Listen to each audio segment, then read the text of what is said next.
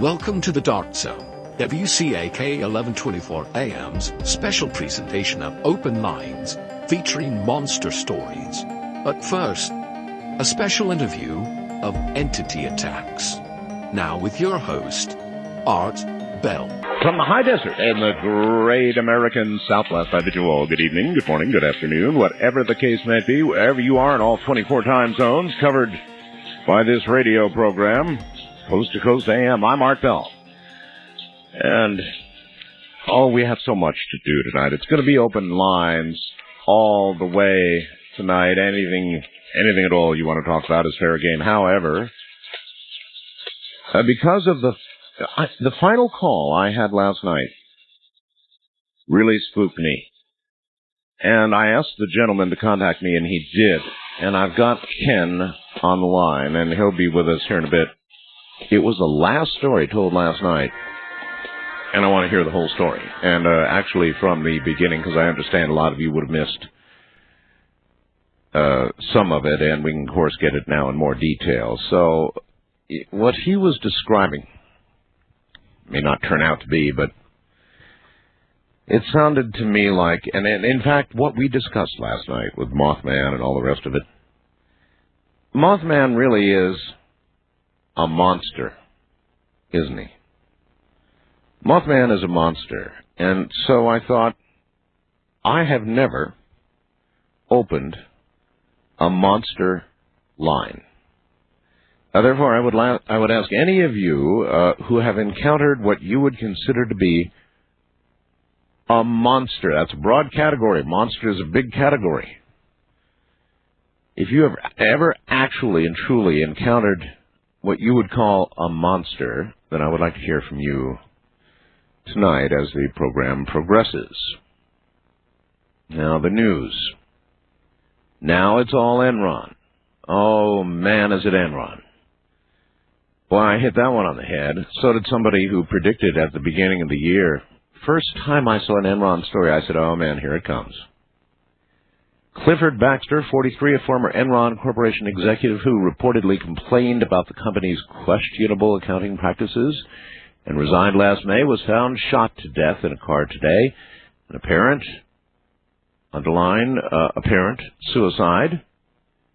Now, the House Energy Commerce Committee had asked to visit with Mr. Baxter, and, obviously there's going to be speculation that Mr. Baxter didn't want to visit with them much. And so he put a gun to his head. Must be some story here, huh? The White House today ordered a review of $70 million worth of federal contracts with Enron and the Arthur Andersen accounting firm to determine whether the embattled companies are worthy of government business. Also today, the U.S. Comptroller General set new limits on the consulting work that accounting firms can do for any federal agency they audit or for firms receiving federal money. Meanwhile, two lawmakers urged the Chief of Congress investigative arm to take the Bush administration to court for refusing to reveal its contacts with the energy industry. Whew. This one seems like it's gigantic, and it seems like it's going all the way to the top, and it seems like it's doing that very, very quickly. So, a gentleman in Big Fork, Montana. I mean, everybody out there is struggling to try and grasp and understand the magnitude of what's happened with Enron here. My God, what's happened? Well, we don't obviously have those answers yet, but Buck in Big Fork, Montana, tries to help you out here as he writes, Understanding Enron's Problem. In case you were wondering how Enron came to be in so much trouble, here's a brief explanation reputedly given by an Aggie professor to explain the whole thing in terms his students could understand. Capitalism. Simple. You have two cows. You sell one and buy a bull. Your herd multiplies. The economy grows. You sell them. and retire on the income. Extremely simplified, right? And that doesn't explain Enron. Now, does this explain Enron? This is Enron venture capitalism, according to Buck. You have 2 cows. You sell 3 of them to your publicly listed company using letters of credit opened by your brother-in-law at the bank. Then execute a debt equity swap with an associated general offer, so you get all 4 cows back with a tax exemption for 5. The milk rights of the 6 cows are transferred via an intermediary to a Cayman Island company secretly owned by the majority stockholder who sells the rights to all 7 cows back to your listed company. The annual report says the company owns 8 cows with an option to buy 1 more. Now, do you see why a company with $62 billion in assets is declaring bankruptcy? No, I don't, but it was a hell of a story. Let's see what else is going on. The Mideast continues to implode. It looks like President Bush is considering whether he would like to sever ties with Mr. Arafat. There's a big bunch of trouble possibly brewing over there, and the Palestinian Authority is saying that breaking ties with Arafat would be sort of like just setting the whole thing off, using words kind of like that. Meanwhile, the Israeli government sent warplanes to attack Palestinian security installations in the West Bank and Gaza after a Palestinian suicide bomber wounded 24 in a crowded Tel Aviv pedestrian mall. Nothing ever changes there, but, if they exorcise Mr. Arafat from, well, of course, the entire peace right over there, prospects are going to disappear. I maintain they never really appeared in the first place. There was never peace there, and there may never be peace there. A stem cell has been found, folks, in adults that can turn into every single tissue in the body. This is an amazing discovery. Until now, only stem cells from early embryos were thought to have such properties. Should the finding be confirmed, it's going to mean cells from your own body could one day be turned into all sorts of perfectly matched replacement tissues and even organs. In other words, they've found a stem cell, they believe, in adults that will multiply, given the right encouragement, whatever you do to them, into all kinds of replacement stuff for you. Cloning would become unnecessary. We wouldn't need to clone if this is true. Princeton University says this work is very exciting. They can apparently differentiate into pretty much everything that an embryonic stem cell can differentiate into. The cells were found in the bone marrows of adults by a University of Minnesota researcher. And now, of course, everybody is saying quickly that extraordinary claims require extraordinary proof. And New Scientist is reporting on this, but, nobody knows for sure whether it's the real deal. We can certainly hope that it is the real deal. Anyway, right now, they're thinking they really have done it. Now, let's think about that. So, any little scraping of you, any scraping of your skin, or perhaps plucking one of your hairs out, would give the scientists all they need to grow you anything you want. Need a liver? Hey, one liver on the way. Need a replacement heart? One that's really you? On the way. Of course, you can imagine the price tag for this is going to be heavy duty. Need another right leg? Let's brew one up from your own cells, from your own DNA instructions. One little tiny stem cell can do all of this, is what they're saying. Absolutely amazing. An amazing, amazing discovery, if true. So on this one, everybody, it would change everything, so you should hold your breath and hope that it is true. And then maybe we're not going to be going down the cloning road we thought we were. Oh, these discoveries, they come very quickly, don't they?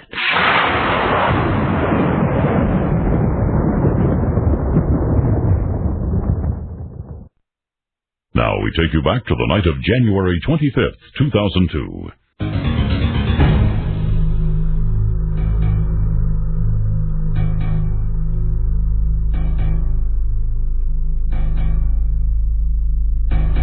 Let us begin where we left off last night.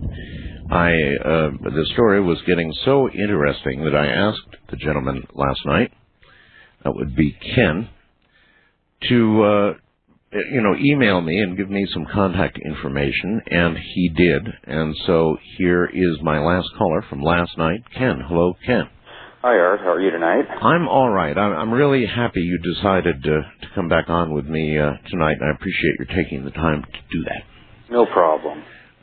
Let us begin as we did last night. You have the luxury now of a little more time, and you can tell us in a little more detail exactly what happened. Exactly what happened. Yes, sir. Okay. Well, New Year's Eve of 2000, we moved into this house. And where are you, Ken? I'm out of Portland, Oregon. Right. And the house that we moved into was built in 1910. So it's a fairly old home. Right. And from day one, Sherry, my girlfriend, something about the place wasn't right to her. She just felt that there was something that was off there. Was this a fixer-upper, that kind of deal? It was a rental. And It was through a friend that they weren't going to rent it, but I needed a place, and they said, sure, it had been sitting vacant for like 6 months, I guess. 6 to 8 months. Later, we came to find out that the gal that lived there before just up and left. The way you ultimately had to? Exactly. And since then, we found out some other stuff, too. But let's not jump ahead. Go to the beginning. You moved into the house, lucky to get in. Sherry didn't much like it. But, a little work and fix it up some, it might, come around, feel a little better. Right. Well, she's kind of she's able to really pick up on stuff. Sees things that other people don't see, or feels stuff. She's really in tune with what's going on around her. A lot more than I am till now. But in other words, you would have described yourself as what? Kind of skeptical of this very sort of skeptical. Thing? Okay. All right. Good. And so it started off with, she said that she'd seen like angels around the house. Angels? Yeah. Which I thought, that was kind of odd. And she says, well, it's a good thing, and okay, so I never seen them, but she said there was always just one out by this tree, and then he'd be in this other room. She had this thing about being in the kitchen all the time, that she felt safe there, didn't like being in any other rooms in the house, especially the front room area. Yeah, rooms can have a feel to them. Mm-hmm. Sure. And so this went on, and it was kind of funny because every now and then, like sometimes I'd fall asleep on the couch, and I'd be woke up to like somebody whispering in your ear, like really weird kind of like saying something that's like, like leave me alone, I'm trying to sleep, and look, and there's nobody there. So I just kind of like, I was dreaming, I just passed it off. Right. And then there were several times I'd be sitting in the front room by myself, and maybe the kids might be upstairs, and she was at work. I'd be playing a video game or something, just kind of biding some time, and you get that feeling that somebody's walking up behind you, like you can hear the floor kind of squeak, and you turn around and there's nobody there. Oh. So this would happen off and on. You know, it wasn't, you know, it's just kind of like, okay, you know, just my imagination running rapid, never really put anything together. So a little bit later, then we started hearing the little girl laughter. You know, this is, you know, a couple of months of being there. Most of the time when I heard it, I would be upstairs in the bathroom, and it was like right outside the door, but nobody'd be there at the house. It only happened when nobody was there. Do you have a little girl? I have an 11-year-old daughter and a 12-year-old son. No really little girls. No, you know, this is, you know, younger than what they would be, and it's just like little laughter, like he was playing with a friend. Or just outside your door? Right outside the bathroom door, yeah. Audible, loud, just like you would hear it if there was a little girl. Exactly. Right? Okay. My kids were right there in the house, you know. Alrighty. I'd be the only one in there. Right. And then, like, Sherry would see shadows move all the time in the house, you know, like, oh, there it goes, you know, it was in the front room, but I wouldn't see it. Well, then I started, after a while, catching out of the corner of my eye, seeing something move. Sometimes in the bathroom upstairs, there was a mirror on the back wall, and if you had the medicine cabinet open, you could see right into the hallway when I was shaving. Right. Now, this one particular day, I'm in there shaving, and I see this go from my room into my son's room. See what go? Shadow figure, something black, 4 feet in height. You know, like a kid or something like that. Small. Yeah. So okay. Right after that, my son comes running up the stairs, and I say, you know, hey, Brandon, is there somebody with you? And he's like, nope, by myself. I'm like, okay, just must be seeing things again, you know. So this kind of keeps going on, and then it was kind of odd because that first summer there in the house is real drafty. I mean, it's, you know, really old. It's not insulated. Well, it's, you know, 90 degrees out in the summertime, and when we come home from work, you'd have to go around and open up all the doors to let the heat in because it was so cold in the house that you'd have to wear a coat. Right. You know, and it's like, there's something not right. Sherry kept bringing that up, and I'm like, oh, we got the shade of the trees, you know. And, you know, skeptics, they try to, you know, make reason out of anything. Yes, of course. The brain struggles to do that. Yes. Yeah, absolutely. Which I did all the time.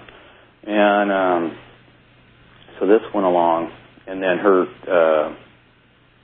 then went through that winter, and there was just some more activity going on. And then her son come to live with us. He was living out of state and come up. And the first night that he was there, we were talking about, you know, what he's been doing and what's going on. And so we went up to bed, and he slept downstairs in the front room on the couch.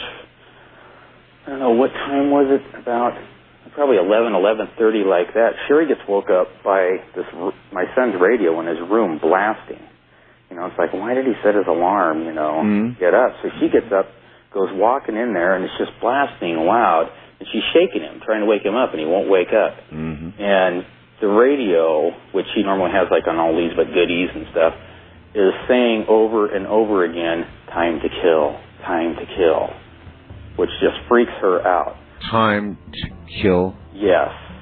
So she rips the cord out of the wall, turning the radio off, walks out of the room, and there's Greg is sitting at the top of the stairs, just white as a ghost, looking at her. And he goes, I am not sleeping down there by myself. Can I sleep in your room? Because something has just pinned me on the couch. Ken, hold on. We're here at the bottom of the hour. There's more to this. He was the last caller last night. You didn't get to hear all of this tonight. You are. I'm Art Bell. From January 25th, 2002. Ken tells me Sherry, his girlfriend, is there and prepared to verify everything you're hearing from Ken right now. I'm Art Bell. Don't move. Now we take you back to the night of January 25th, 2002.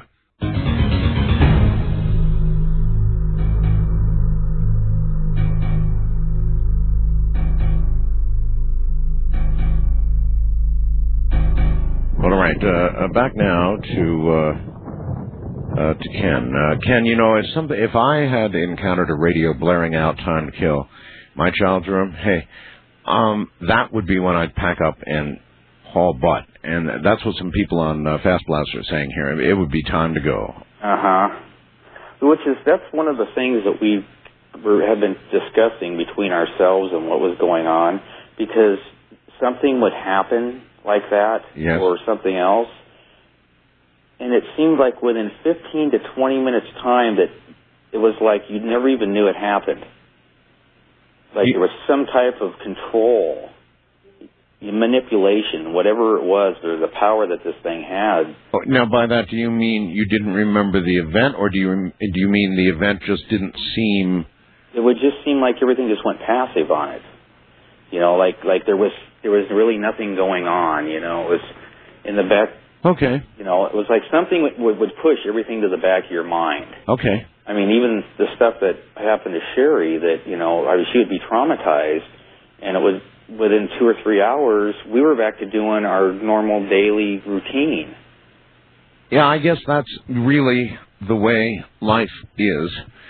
I've had a lot of traumatic events in my life, and they do pass, and, you know, life does go on, as the old saying goes, and so, yeah, I understand. Okay. And, you know, time and time again, we talked about getting out of there, you know, but it wouldn't, you know, we'd make up excuses about stuff or something, or, you know, it didn't seem so bad. Yeah, you know, or Sherry would try to leave, like, that's it, I've got to get out of here, and I would talk to her, and she would end up staying. Right. You know? And it wasn't until after we were out of there that we were able to really start putting the pieces together. Well, after this business with the radio, what then? How bad did it get? I mean, last night you mentioned that Sherry was physically attacked by something. She was. And actually, the first time was just prior to Greg's attack. It was just before he came. It was like a week earlier. And so I kind of screwed up on my timeline there. But if she was attacked, and we just thought that, well, we won't say nothing to him. She was attacked how? She was sleeping in the bed upstairs and was awoke out of the sleep, being pinned with her face down. She was laying on her stomach with her face stuffed into the pillow and just being pushed into the bed. You know, she couldn't even, you know, she was able to get her head turned around, and there was nobody there. And she was just being held down. You know, and it was like... By a completely unseen force of some kind. Exactly. You know, couldn't see it, but could feel it. All right. Now, Ken, it's not that I doubt what you're saying. Right. But if you would be willing to put Sherry on for a moment, this might be a time when she should describe what happened to her. Okay. Is it? If she's willing. Here she is. Okay. Hello? Hi, Sherry. Hi. Thank you, first of all, for coming on. I really appreciate it. Sure. Ken was just beginning to tell me about being pinned down or something in bed, and I thought I ought to hear this from you. Yes. Yeah, I was sleeping, and I just woke up to my face being shoved into the pillow. My body was totally paralyzed. I couldn't move. And it was a terrific amount of weight that was laying on top of me. Did it feel like a body? It felt like a body. Or not a blunt weight, but a body? A body, yes, definitely. Okay. And I had other occasions where it would just come in and just touch my leg, and you could actually see the comforter indent with, you couldn't see anything there, but you could feel it, and you could see the comforter move. And at times it would tuck you in just like you were a child. Not hurt you, just tuck your comforter all the way around you. It was terrifying. And it got to, after that happened, I refused to go to bed by myself. I refused to go to any room but the kitchen. I just sat in the kitchen for almost 2 years straight. Oh, my God. This went on for how? 2 years. Mm-hmm. For 2 years? 2 years. Is it over now? No. I hope it is. We're Christians, and we've been going to church, and we've had people praying for us, and we moved into this house, which it's a brand new home, and nobody's lived here. And our first night here by ourselves, I was just rolling over to put my arm around Ken, and this horrible laugh, like it was in a tunnel, but it was right up above us, and it was really... So whatever this is, it has followed you. It sure seems like it. So it's not even over now. It's maybe there now. It could be. I haven't felt anything. Have you had physical marks, bruises from a bite on my back, in the middle of my back from it. A bite on your back. Mm-hmm. Teeth marks. Teeth marks. It took 6 weeks for it to heal. Oh my God! How did this happen? I was just up in the bedroom, and it was just, ow, you know. You mean you were standing, laying down in bed? I was standing in the bedroom, and it was just just pain in my back, and so I went downstairs and had Ken lift my shirt up to look at my back, and there it was. And there's a bite mark. Mm-hmm. That takes 6 weeks to heal? It took 6 weeks, and he kept putting peroxide, and it was quite something. I asked Ken, and I'll ask you too, and maybe you'll have the same answer, but after going in to your son's room and hearing a radio blaring, time to kill, most people would be so out of there, Sherry. Oh, I've tried. I was so terrified. I was so scared. And yet there was some kind of a power that took over. And Ken was such a skeptic, even though he was hearing the things that were happening. He said, well, nothing happens when you're with me. I take it you were not as much of a skeptic. I was not. I'd never had anything like this ever happen to me before. And I didn't know what it was, but I really believed that I knew I wasn't crazy, and I knew this stuff was really happening to me. Well, what about your children? Well, we kept it quiet. They're very young, and we didn't want to frighten them, but we asked questions to make sure that nothing was hurting them. So they really weren't being affected. Okay, so they weren't being affected particularly. No. But my children, my oldest one's 26, and my youngest one is 22, and they both had incidents with it, too. Oh. And the 22-year-old is the one that came into our room and slept on the floor that night that he was pinned. But he had absolutely no clue, because I never mentioned this to him at all until that night when he was attacked, and we told him what had been happening. Well, it sounds like sometimes it was, you say it tucked you in, for example. Yeah. So that almost seems benign. That almost seems friendly. Well, as the story goes, I thought there was just one thing there.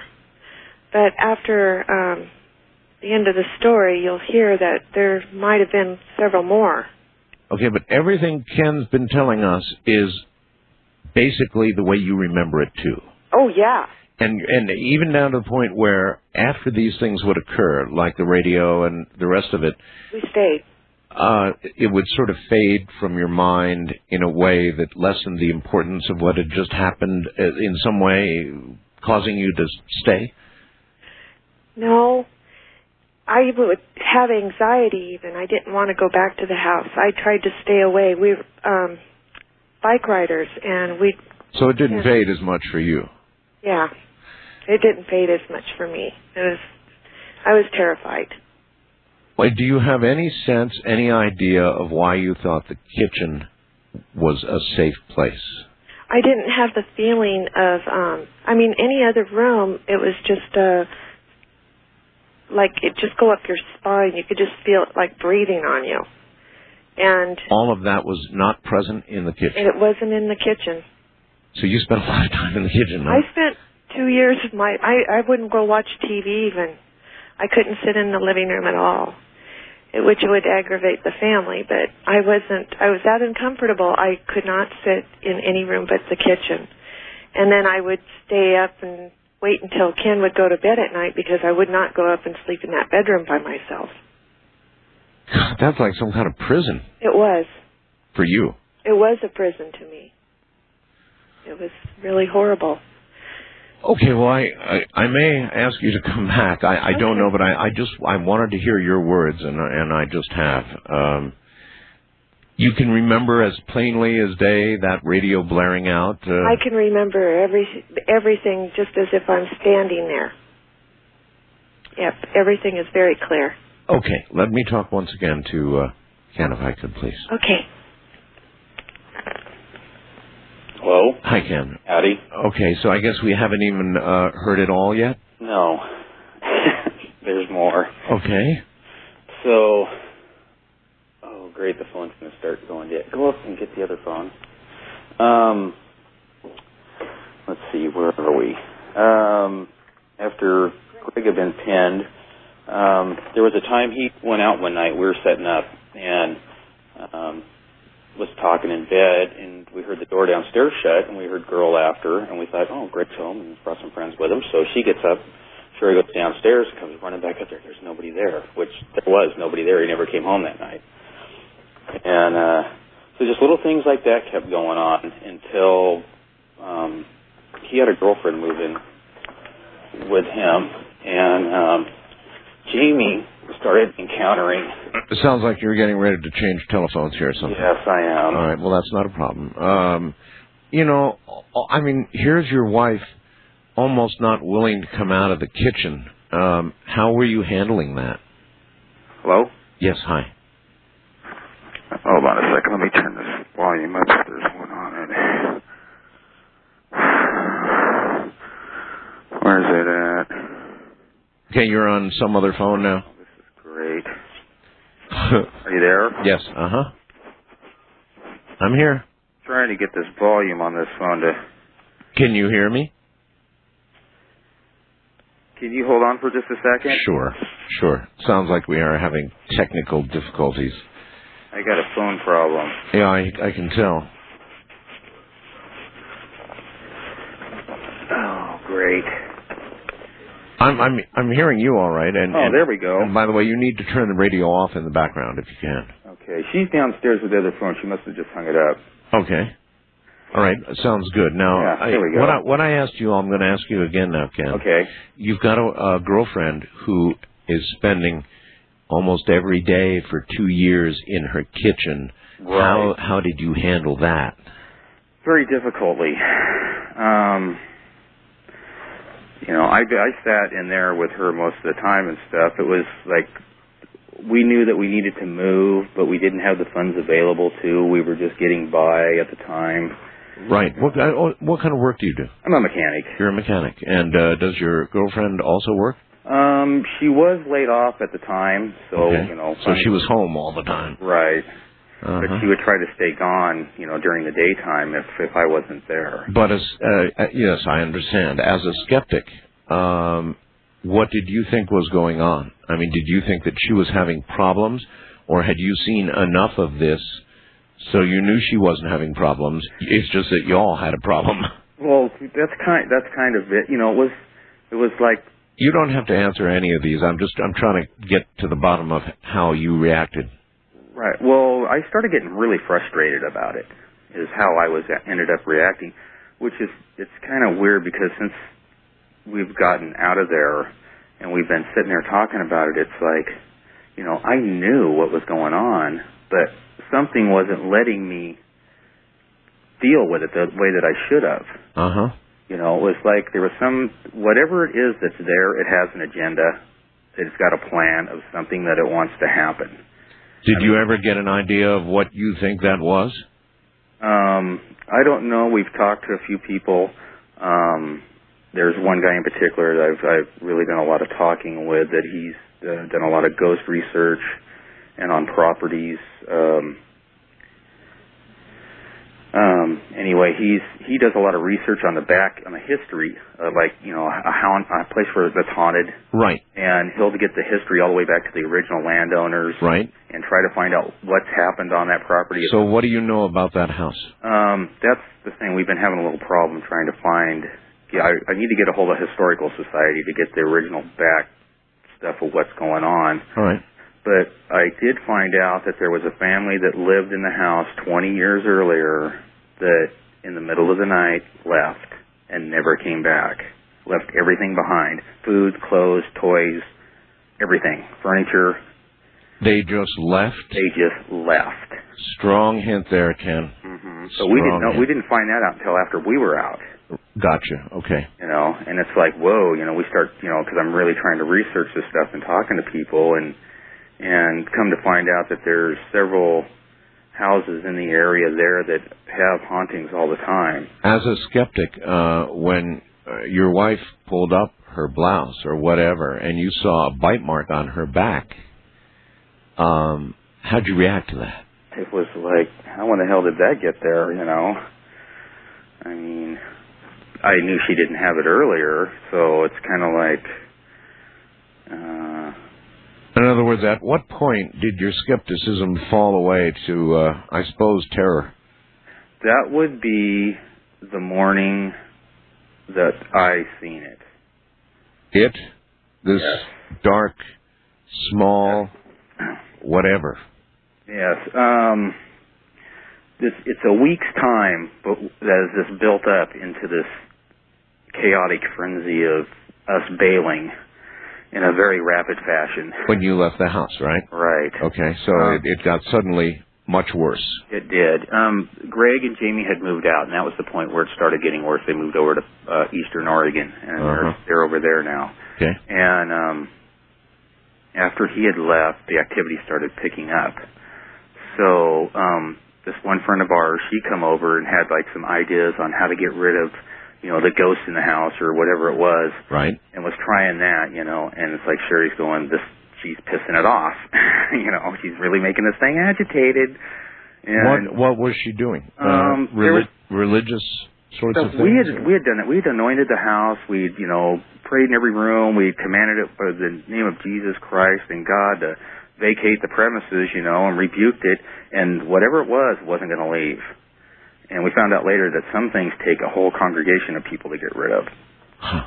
But, so what began to happen in the last week? Okay, so she had come over here a few times trying to get rid of this thing. Then, ticking it off. Anyway, Sherry and Wendy were outside at the tree out there, and Sherry's going, I really feel something out here by this tree. So to humor them, I went out and dug a hole. And a friend of mine, he's search and rescue, and I worked with him for years doing search and rescue. Wait a minute, you dug a hole? I dug a hole. They said there's something strange by it. Did they conclude beneath it, and is that how you started digging, or did you decide to dig? This is the thing here is the house is built on a knoll, and we found out that the place that was across the way was intended to be a mortuary.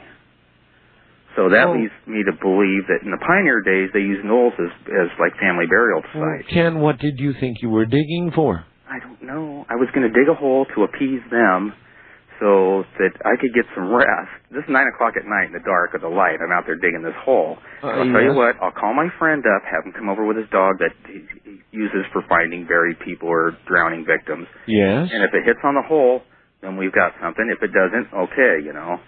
So we go to bed that night, get up in the morning. Sherry was working at that time. She left just before I got up. I got up, come downstairs, and I'm pouring a cup of coffee and look out the window, and the hole's filled in. What? Yeah, the hole's filled in. How much of a hole had you dug? I dug it like it's 2.5 feet around by 3 feet deep. That's a big hole. Yeah, and it's filled back in. And so I called her. She called me on her lunch break and I asked her if she filled the hole in, and she said no. And I talked to Wendy, and Wendy said no. And it's like, okay, and nobody filled the hole in. How to get filled in? So then that was like a Thursday night. Yeah. Harry was going to come over on Friday, couldn't make it until the following day on Saturday. So he came over with his dog, which the dog did an alert out by the tree, but it was a real mild one, but it wasn't in the same spot. It was about 3 feet away. From where you had... right, from where I had dug. It did it. Ken, hold on. We're at the top of the hour. Just stay right where you are. Oh, this is one for the books. One from Oregon. Ken and Sherry. I'm Art Bell. Now we take you back to the night of January 25th, 2002.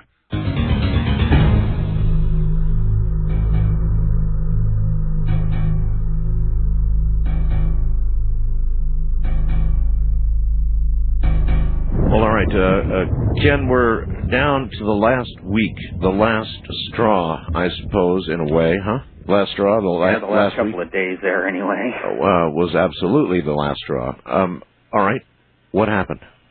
Okay, so Saturday, I had my friend Harry come over with his dog and work the property, you know, and it hit on that one spot by the tree. Right.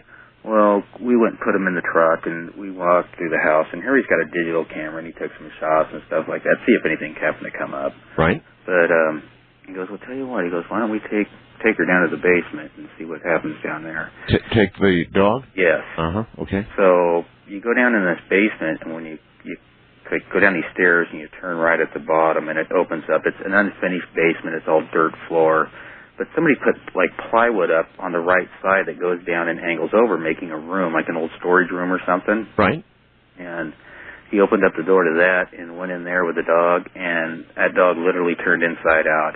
It did not want anything to do with that room. Oh.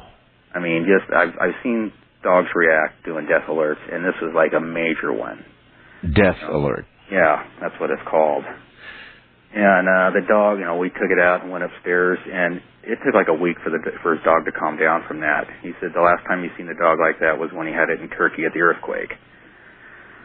Did either one of you go back down to that room? No. Smart. And because I've seen my buddy, I've never seen him scared. And we've been in a lot of predicaments when we did search and rescue and stuff, and I know him really well, and he had the look of terror on his face. That was enough for you. That was enough for me. So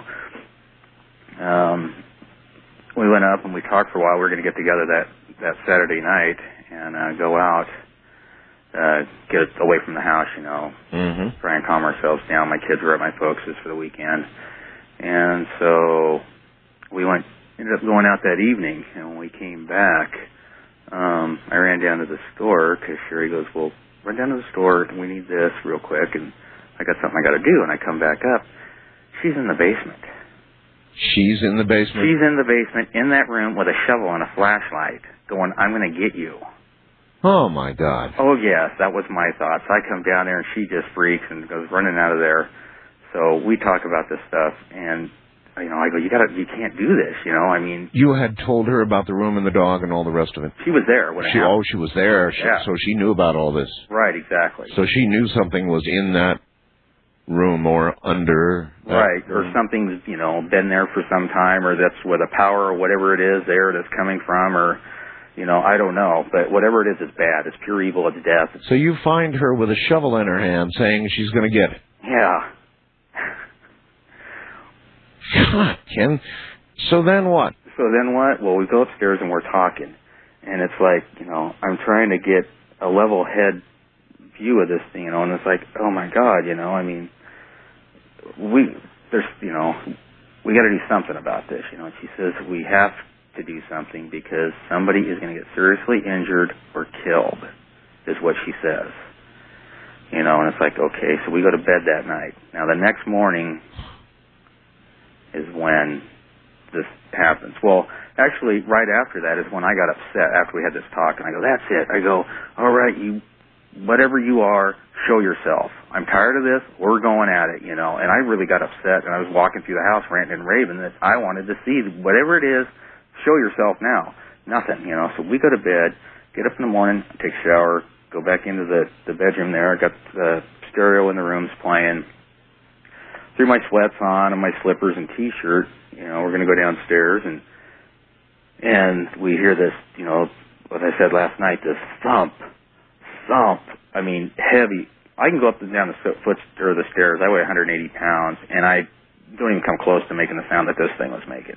Huh. And I look at her, and it's like, who's in the house? And so I turn and I look out the window because our driveway comes up and wraps around, and there's no cars there or nothing. And the dog's laying by the end of the bed on the floor, and I look at the dog, and the dog's head is just starting to turn sideways as it's looking through the doorway, at what's coming up. And she barks at everything. And there's something big coming up. There's something coming up, and she's not saying a word. Just her head's just turning. And so I step over, and Sherry steps over, and here it comes up the stair. Whatever it is, it's pure black, as black can be. I mean, I've got a black snap-on jacket, and it was as black as that. What kind of shape? Shaped like a human again, small? No, this is big. This is like big. 6'2". Oh. Bigger than me. I'm 5'8.5", and I'm looking up at this thing, and it's got this enormous head, and then this body, but you can't see like arms or legs, but you can make out the shape of this enormous head that comes down, and then this body comes out from it that goes down to the floor but doesn't touch the floor. Oh, my God. And it's like its head's tipped down, like it's looking at the floor where it's going, and it gets up like the stairs in, and you got where the platform goes all the way around that you walk on, and it just starts rotating towards me as it rotates to the right, and I'm standing there looking at this thing. Not on feet though, just rotating just rotating in the air. Yeah, and I'm looking at the dog, and the dog's looking at it, and it's like the dog's saying like, well, screw me, and Sherry just drops to her knees, and there's just the thought going through my mind is, if this thing looks up, I'm done. I'm dead. This thing is coming. Has an agenda. It is right now. It has decided that it is going to do some damage, and it starts coming towards us. And it's just like, I don't know if you ever seen the movie Alien, where there's a part in the film where it comes at the one girl in the spaceship, and it's just like in slow motion as it comes to her. She's just freaked out. That's the way this thing was coming. Like there was nothing I could do, and it was going to have me. And as it came towards me, it got just about to the door, and it just turned to the right and was a blur, gone, blink. And she just screams out, "Did you see that?" And I'm like, hell yes. Did you see the size of the head on this thing? And I run to the door, and I look out expecting to see this thing right there, but there's nothing. All the doors are shut. There's no light in the hallway except for the light that's coming from our room, which is just a light through the windows. I'm just speculating, Ken, but it sounds like when your wife was downstairs with that shovel in that room, it knew it had been found. Yeah. Do you think that could be right? I very well think that could be right. And whatever is there does not want to be disturbed. I wouldn't disturb it for anything. One more time, if you don't mind. May I speak to Sherry? Sure. Okay. Appreciate that. Hello. Hi, Sherry. Hi. Everything he said so far correct? Absolutely. Sherry, could you tell me what took you down to that room with a shovel in your hand? Can you remember what went through your head to get there? Yes. I was so fed up with all the stress of it, and I just wanted it to be gone. And I believe that whatever was in the house was probably buried down there, because of the way the dog acted. Right. This dog is like 99% on, and so you were fed up. I was fed up. I wanted released from it, and I didn't care what it took to get rid of it. You were going to dig it up. I was going to dig it up. The only thing is that there's concrete under that gravel, and the shovel wouldn't go through it. So you were trying when Ken came down. Yes. Mhm. Wow. Wow. Sherry, the being that Ken just described that came up the steps. Uh-huh. That's exactly what I saw. We've drawn pictures of it, and that's exactly what we saw. And it was so unusual. I was so happy because it's shown itself to me before, but it's never shown it to two people at the same time. So it was a relief to you that he finally saw it. Saw it. He was no longer a skeptic. All right. I sort of wanted to understand what was going through your mind that took you down there with a shovel. That's pretty radical stuff. Oh, I know. But if you'd been through all that, you would have probably done the same thing. All right. I agree. Thanks for talking to me, Sherry, and put Ken on one last time. Okay. Hello? Okay, so at this point, now you've both seen this thing. Your skepticism obviously is long gone. Oh, yeah, that already made it out of the house. So at what point did you two say, that's it? That must have been the point. Well, this is... Anyway, so that was later, well, actually the next day, or later that night, that was it. Because I look out there and there was nothing there, and I turned around and she's backpedaling towards the windows, right, trying to find some security, get her back up against something, and I, run in there and I grab her, come on, and I look out the door and it's clear still, and it's like, come on, Chewy, and down the stairs we went, and we ran out of the house. So we're standing out there in the driveway just trembling, shaking, and I'm like, oh, my wallet and my keys are on the dresser in the bedroom. Great. That means I got to go back in the house. Yep. So we just kind of hung out there for a little bit and went back in, and normal. It was like nothing going on, you know. There were photographs taken, and you've got a photograph of some kind of creature, don't you? Yes, I have. There's several in the picture. Several? Yes, there's several that look like monsters, and then there's a couple that look like demons, and a human-looking guy that's looking over, looks like a tombstone. A tombstone. In order to get me these photographs, you don't have a scanner on your computer? I don't here at home, no. I have to go to a friend's. So you could go to a friend's and get these scanned and send them to me? Yes, I could. You're the hell out of that house now. Although you may not be done with this thing, or it with you, I guess. Right. We've had some episodes since we've left there. Do you want an investigation? Do you want some sort of... it sounds to me like some sort of college or a paranormal investigation team should be in that house, or maybe not, maybe with you. But certainly somebody should go look at that little storage area in the dirt basement. Yeah, that's the whole thing. You know, since we left the house, it kind of made it to where the landlord's kind of back in control, you know, and he doesn't really believe us. He doesn't believe you? No. And yet he probably knows the history of somebody else who's run out of that house a long time ago, right? Exactly. And still of course, I guess the landlord probably wouldn't want to... do you know whether anybody new is there now? No. Right now he's in the process of laying new carpet and painting. And in fact, I have to go there tomorrow. I still have a 2-car garage that's set off from the house there I have a bunch of parts in and a couple cars to move, because we left the house 2 weeks before Thanksgiving, and we're just now getting to the end of getting stuff from there. That's how bad it was. My God. To go back there, that night after we'd seen it, and I took the photos that night because there was just this ball activity of like little plasma balls and stuff going through the house. Right. And we went to bed that night, and the activity moved from downstairs up to our room. And Sherry went to sleep at like 11:30, and I laid there till 3:30 watching this stuff. And I go, I got to go to sleep. You know, I'm looking, it's like, almost 4 o'clock, and so I got to get up and go to work. So I lay in there on my side, and I close my eyes, and the next thing I know, the comforter is just sucked around me, and I'm rolled over flat on my back like I'm in a mummy bag, you know, one of them zip-up sleeping bags that you can't hardly move in. Right. And I don't know what it is because I can't see it. It's on top of me, and it's pushing all the air out of my lungs, and to where I can't breathe, and I'm struggling, and I say Sherry's name, and like, Sherry, but as hard as I can, trying to get her name out, and you know, I'm trying to look at her, and she opens up her eyes, and she looks, and I said her name again, and she kind of looks at me like, what? You know, and I was able to say it one more time, and she sat up, and then it quit. This thing was trying to kill you. That's what I think. I felt like it was like partially into my body. It was pushing me down in the mattress. I mean, I was being pushed into the mattress, and like it was trying to suffocate me or kill me. Right there, she would have woke up in the morning and thought I died in my sleep.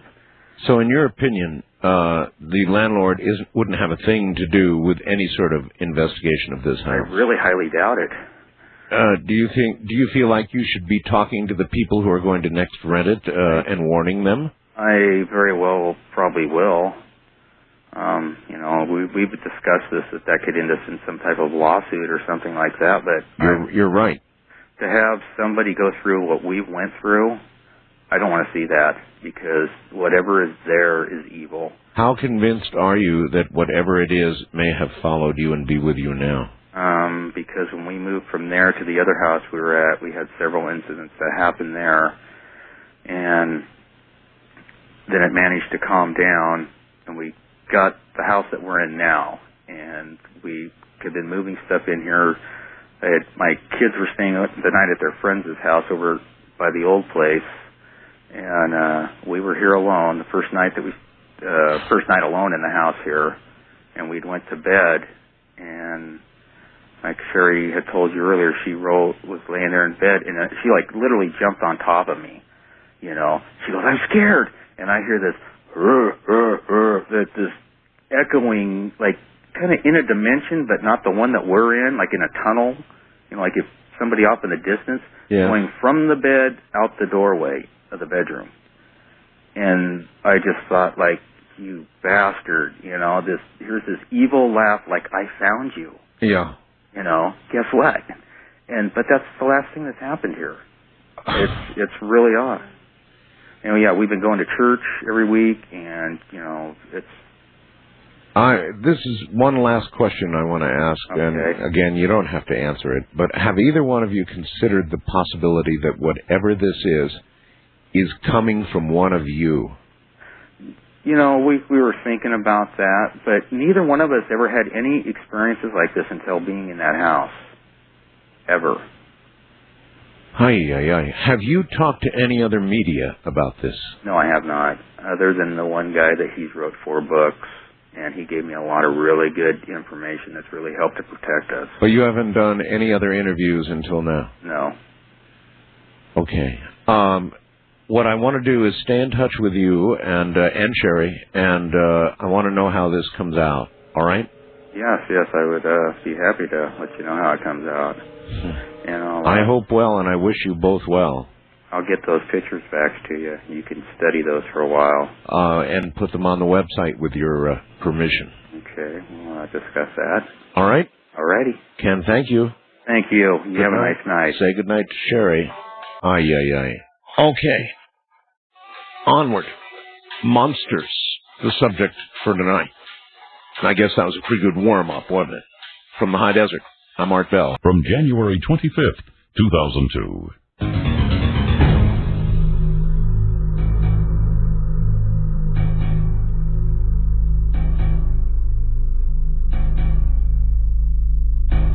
God, that was strange. Does that qualify as a monster? Well, maybe. Ghost, monster. Sounded like a monster, didn't it? So, I thought I would ask you about monsters, anybody who's encountered monsters, and I sure did get a good start there. That was he was actually the last caller on last night's program. We didn't get that kind of detail. Just one more item, and then we go to open lines. In 1966, Art, I passed through a pickup. I was riding a Honda 305 touring bike. This happened in front of a Catholic church just after Mass when the congregation was loitering outside 50 feet away. The event, in fact, was witnessed by almost the entire church, Nashville, Arkansas, including a local newspaper editor. The miracle did not, however, appear in the paper. He passed through a pickup. In other words, you can't believe how many emails I've had since we had this call, I don't know when it was, some nights ago, from a man who was in an obvious fatal accident. In other words, that instant when you know you've blown a stop sign at high speed, you see the other car directly in your path, and you know you're dead. Only you're not dead, because you pass somehow right through the vehicle in your path. A lot of emails like that, like this one. An entire church congregation saw it happen. East of the Rockies, you are on the air. Thank you for waiting. Hi, Art. Hi. Where are you? Chicago Ridge, Illinois. Yes, sir. My name's Doug. Yes, Doug. I got a story for you. It's freaked me out all these years. Okay. All right, about 7 years ago, I was sleeping alone in bed, and I wake up, and there's 3 hooded monks at the foot of my bed. Why would you say monks? Because it looked like they had monks' outfits on. Now, this is a 2-part story. It just looked that way. I mean, it was about an hour before sunrise, and my drapes were closed, though. Okay, they were hooded. Yeah. Okay. Did they have discernible shapes for faces and arms and legs? Well, it just looked like I saw, all right, it looked like it looked like hooded monks. That's the best way to describe them. Okay. So I sit up on my bed, and I look at them. They looked at each other, then they looked back at me. Mm-hmm. I jump out of bed. I run in my hallway. I'm heading for my living room. And I look to my left, and there's 2 more of these things. Huh. In my other bedroom. Didn't look at me. they're looking around at my stuff in my bedroom. Holy moly. All right, this is the first part, so I'm freaking out. At least. I run in my living room, I get out of eyesight, and my heart's pounding. And I don't know, I'm thinking they're going to come around the corner. Uh-huh. So I'm there for a couple minutes. I go back, I look, peek around the corner, they're gone. About 3 days later, it's about the same time, about an hour before sunrise, I'm sound asleep again, and I wake up, and there's someone illuminated in white light standing on the side of my bed. The left side of my bed. And my bed was against the wall. There shouldn't have been enough room for him to stand there. Uh-huh. So I go to jump out of bed, and something slams me back on the bed. Oh. And I'm on my knees on the bed, and I'm about 1.5 feet away from this thing. And something starts guiding my eyes. My eyes go up his body, from like the thigh up. Right. Going up the center of his body. And he was wearing like a white cassock, I think it's called. I wore it when I was an altar boy. Mm-hmm. I go up, it gets to his chest, and my eyes start going down to his right side because his arms were held out. So my eyes are going down his left arm. And right before I would have got to see his hand, it let me go, or I don't know what happened, but I ran. I ended up jumping out of bed and running. Logical reaction. Yeah. And again, I'm freaking out. So now I don't sleep with the drapes closed anymore. You think it had something to do with the drapes being closed? Well, I think one other time I did sleep with my drapes closed, and I saw a ghost, an old woman. Any idea where these drapes came from? From the apartment. They were left here. And they are freaky looking. I don't think it's the drapes, but I mean, it freaks me out to this day what it meant. Do you have any thoughts on what it all meant? Well, after it happened, I'm thinking, well, maybe my soul could go either way. You know? Your soul? My soul. Maybe they were there looking around for your soul. No, I don't know. I don't know. I'm glad the white figure came second, then first. It's a good point. I guess. I mean, whatever comforts you. Yeah. Thanks for the story. Thanks, Art. Yeah, take care. Figures his soul could go either way, but comforted by the fact that the guy in white came second, not first. 5 little guys in black looking around your apartment. First staring at you and then obviously ransacking or looking around your apartment. West of the Rockies, you are on the air. Hello. Hello, Art. Hello. Yeah, this is Chuck in Fairbanks, Alaska. Hi, Chuck. And I listen to you at night. I carve fossilized ivory and bone, and I also deal in fossils. Oh. And I had a customer who I sold a very, very rare fossil to as a bear. And it was a huge monster bear. And last summer he called and he said, "Look, I got this film crew from England, and they're flying up and they want to take pictures of where this bear is." And I showed them around a little bit, and we went to some mines. I took them in an underground mine where there's a mammoth skull. And it is, just to make a long story short, it was real interesting. These are some premier videographers on documentaries and medical things. And they called me, a few weeks later, and they says, "Look, we're looking for," and I really didn't even know what this is all about, but we're looking for some meat that is anywhere from 100 to 500, 1,000 years old. Now, why would anybody want that? Well, evidently, this hasn't come out yet. And you mentioned a little bit about this, these cells that they're getting out of bones. Human stem cells that would appear to be able to reproduce every single organ in your body. This is another scientist on the East Coast that's doing the same thing. It's along the same lines, and I had never heard of them before. These guys that were doing the video wouldn't tell me anything about it, but my friend, the collector, said they're calling them spore cells, and they're extremely microscopic. So what do you think they were trying to do? Reproduce this? Well, here's what I found out later is they can take these spore cells and they can cultivate them and actually grow them.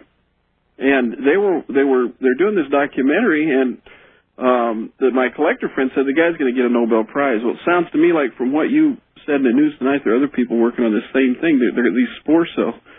Well, I said, well, I go out to the villages and buy ivory from the Eskimos, and I sent a flyer out to this village out in the middle of Bering Sea where people have lived for over 2,000 years, and I put something on the board that said reward for, ancient, old meat caches and frozen flesh. Frozen meat. Yeah. And it was really a fascinating experience. I hadn't been out there in years and years.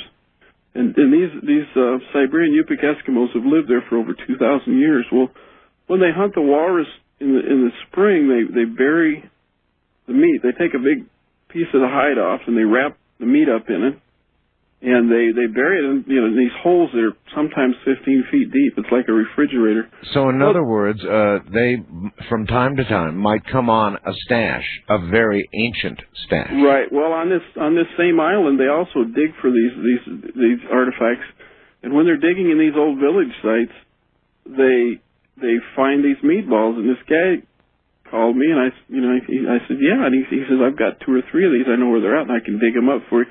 So I went out and videoed it, and I got 2 of these ancient meatballs. And meatballs, you call them? Yeah, they're meatballs. These are chunks of walrus meat, and it's wrapped up in walrus hide. And it looked to me like a mummy, but it was heavy and very frozen. You could tell. How are you able to tell the age? How do you discern? Well, the way we could tell, and I got a video of all this. I took a video camera and I videoed the guy pulling this out of the hole. The village, like I say, is 2,000 years old, and we went to the oldest. This came out of one of the oldest sites of the village where these people hadn't lived or anybody had anything to do with it for, like 500 years. And the ground is, as you know, up here is permanently frozen. Yes. And they just work all summer like chipping concrete to get these artifacts out. And it's some of the most incredible artifacts. Some of them are worth tens of thousands of dollars. This ancient civilization was one of the most sophisticated in North America. So you think you dug up this ancient meat to be reproduced? Well, I called the lady, and when I got back, I FedExed this. I put it on dry ice, and I sent it to the guy that's doing the research. I'm not going to mention his name. No, please don't. It hasn't come out yet. I could email it to you, and you could maybe get a hold of him. But I sent it by FedEx, and she wouldn't tell me a thing about it. But I talked to my friend later, and he said that the meat they were really emphatic about telling me that this meat cannot be thawed. And I got this the 1st of November, so... What do you mean, cannot be thawed? Well, they didn't want it thawed because they didn't want bacteria to contaminate it, and it would be harder for them to get the cells. Yes, of course.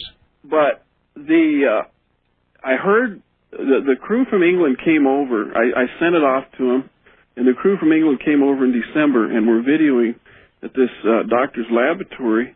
And I emailed, they wouldn't email me back, and I called my friend. Can you tell me where this lab was? It's in Massachusetts. Massachusetts, all right.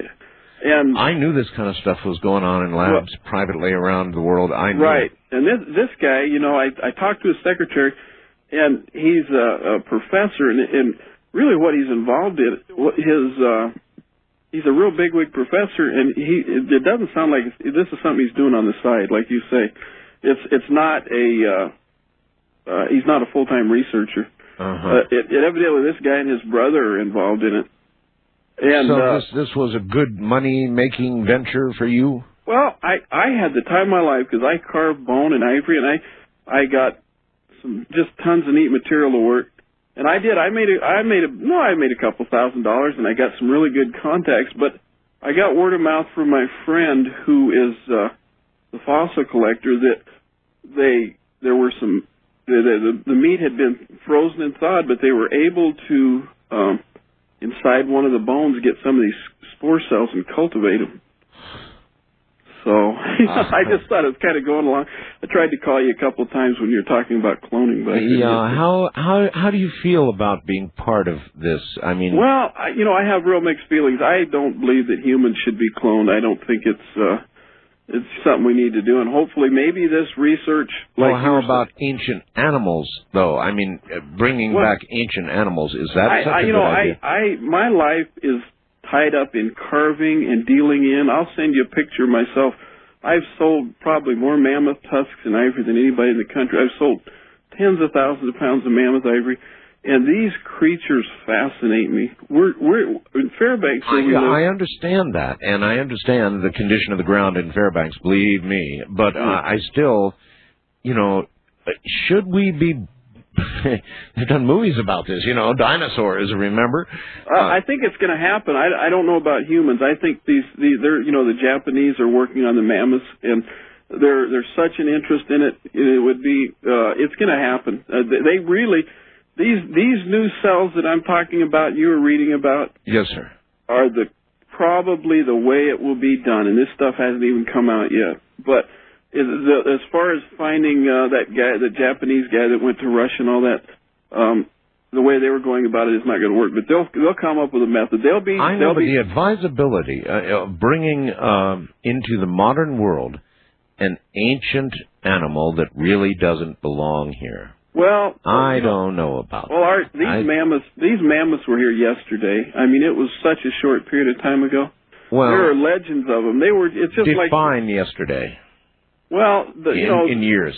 Well, the paleontologists say 20,000 years. Just 20,000 years. But they have found evidence in Russia, like on Wrangel Island, 3,000 years. And there's legends of people that would say that it's been within the last 1,500 years, some of these things, and there were so many more animals.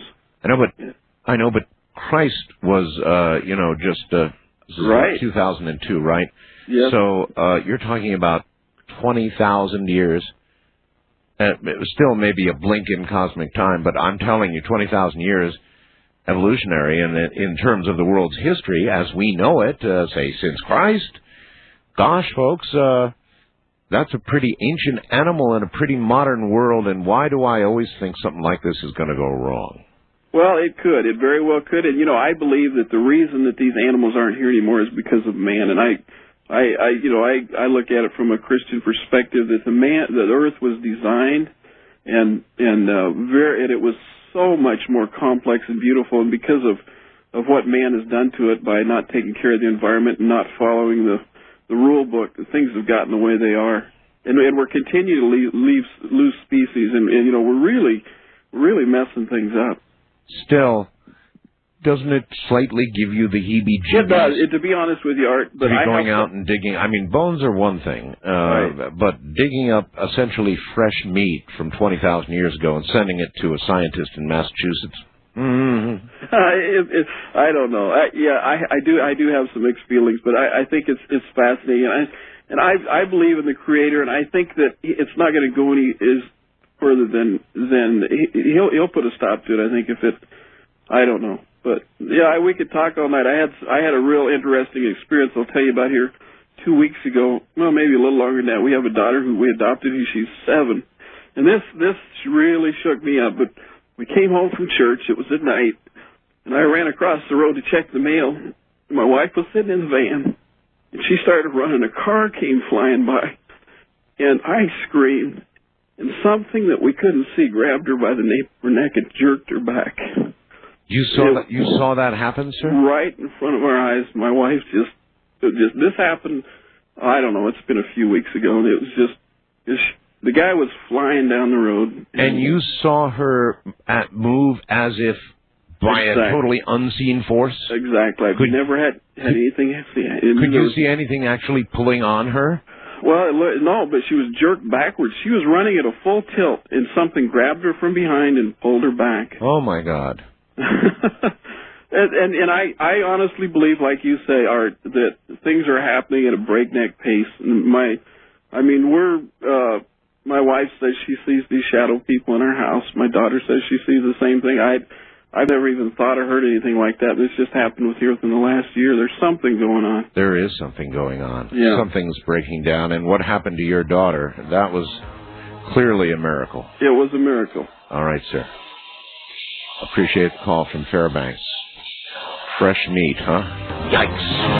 Now Now we take you back to the night of January 25th, 2002.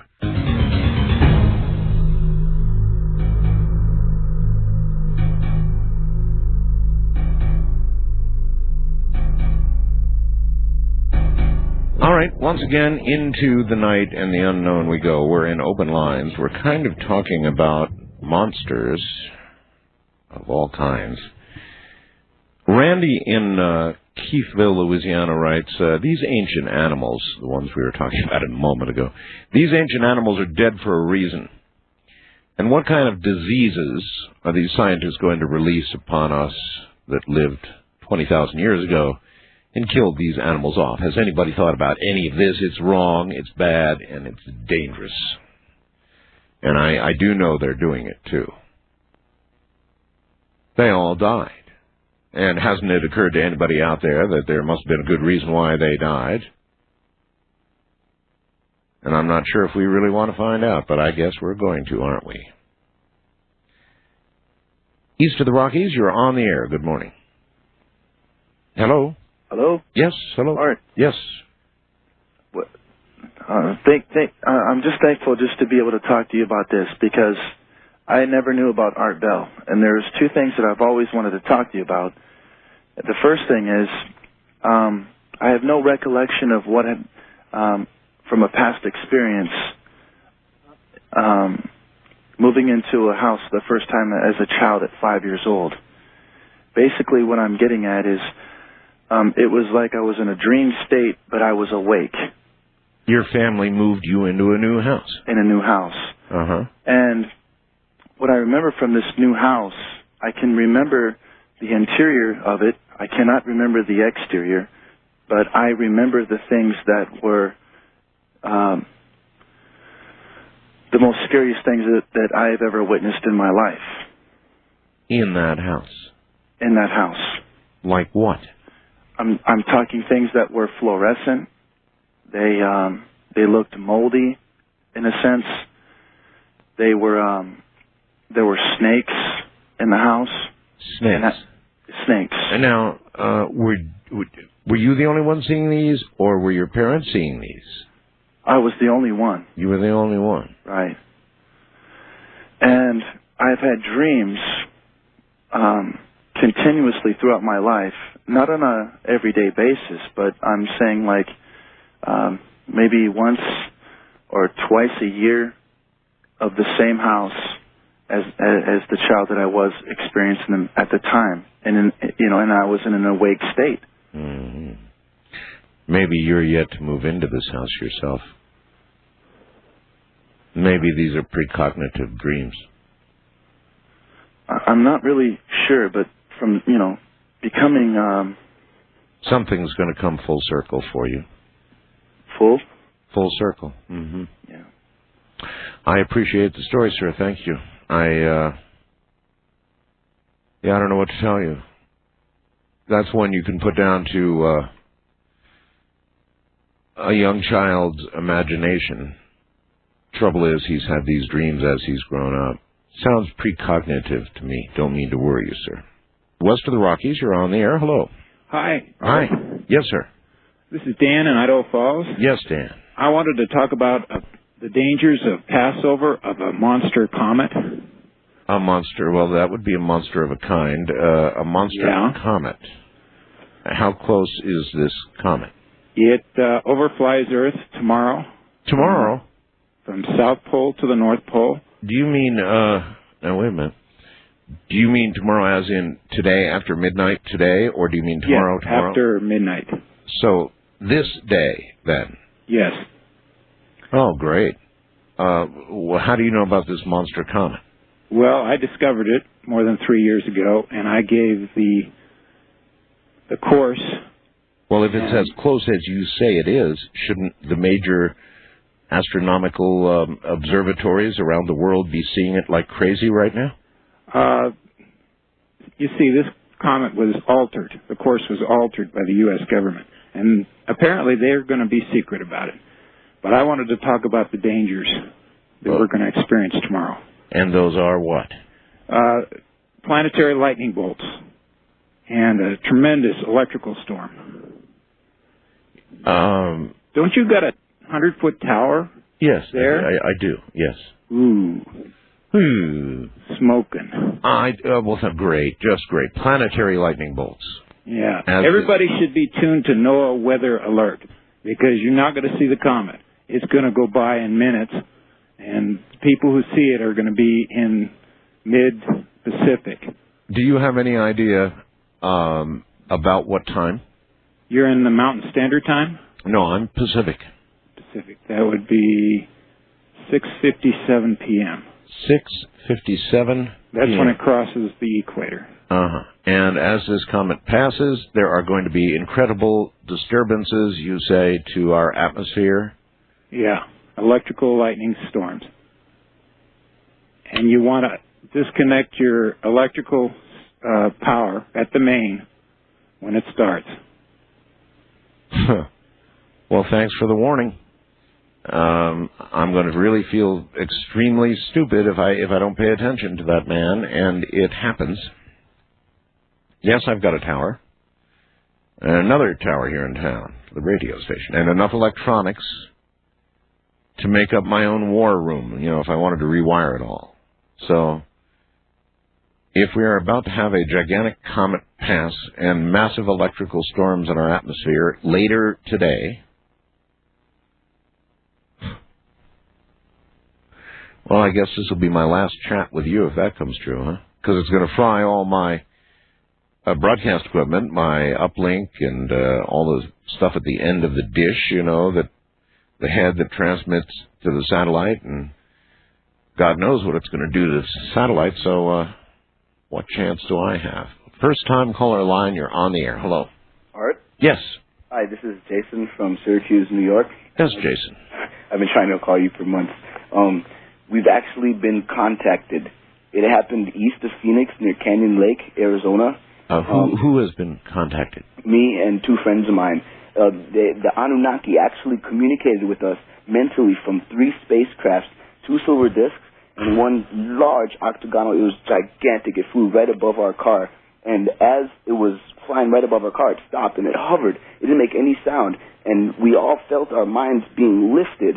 And as our minds were being lifted, we could understand what they were trying to say. And I could actually know what my friends were thinking, and that was like the most mind-boggling thing. I could actually, but... You were all sharing a mind. Yeah, that's... Along with the Anunnaki in the ship hovering over you, and where were you when this occurred, please? Canyon Lake. It's 50 miles east of Phoenix, Arizona. And what were you doing out there? Where are you now? Right now I'm in Syracuse, New York. Syracuse, so... You were out there on vacation or something, or what? No, I went to college there for a whole semester there. I see. In Mesa, and we had gone camping that weekend. And the weekend before, we went out there to swim in Canyon Lake, and we were like, well, let's go back camping and watch the sun come up, because out there you can see all the stars and stuff. Oh, yes. It's really cool. Beautiful, yes. But as they were above us, and our minds were lifted to where we could understand what they were saying, and I could read my friends' minds. And they gave us assignments to complete on Earth. Like what? In the year, that's what I'm about to get to. In the year and a half since our first encounter with them, I've somehow been able to channel this great galactic music force. And so far I've completed 83 galactic songs. And they also let me know that once I was done, to get a hold of you, because... This is beginning to sound like a galactic promo. A galactic promo? Yeah, galactic promo. For galactic music. Well, they're communicating through this music. No, I understand that. I mean, but that is what you're doing, right? Well, basically... A galactic... So you have... All right, galactically, I'm going to suggest that you email me, and I'll listen to some of your galactically channeled music. And if it is sufficiently interesting, I will put it on the air so everybody can hear it. Yes, that was a galactic promo. Wildcard line, you're on the air. Hello. Good morning, Art. Good morning, sir. This is Cat from near San Francisco. Yes, sir. Back in the late 60s, got out of the military, went to work for one of the big companies in the San Francisco area. And I had a bunch of women working for me. 19 of them. 19 women. Yeah, they were a pretty good crew, like a little family. They were good. They really did really efficient work. Everything was going fine. Added this one new gal, and all of a sudden things started going to hell. Sick leaves went up, and people started making a lot of mistakes. And I started getting a little concerned, started really paying attention to my flock. And you associated this with the addition of the new one? The only thing that was different. Okay.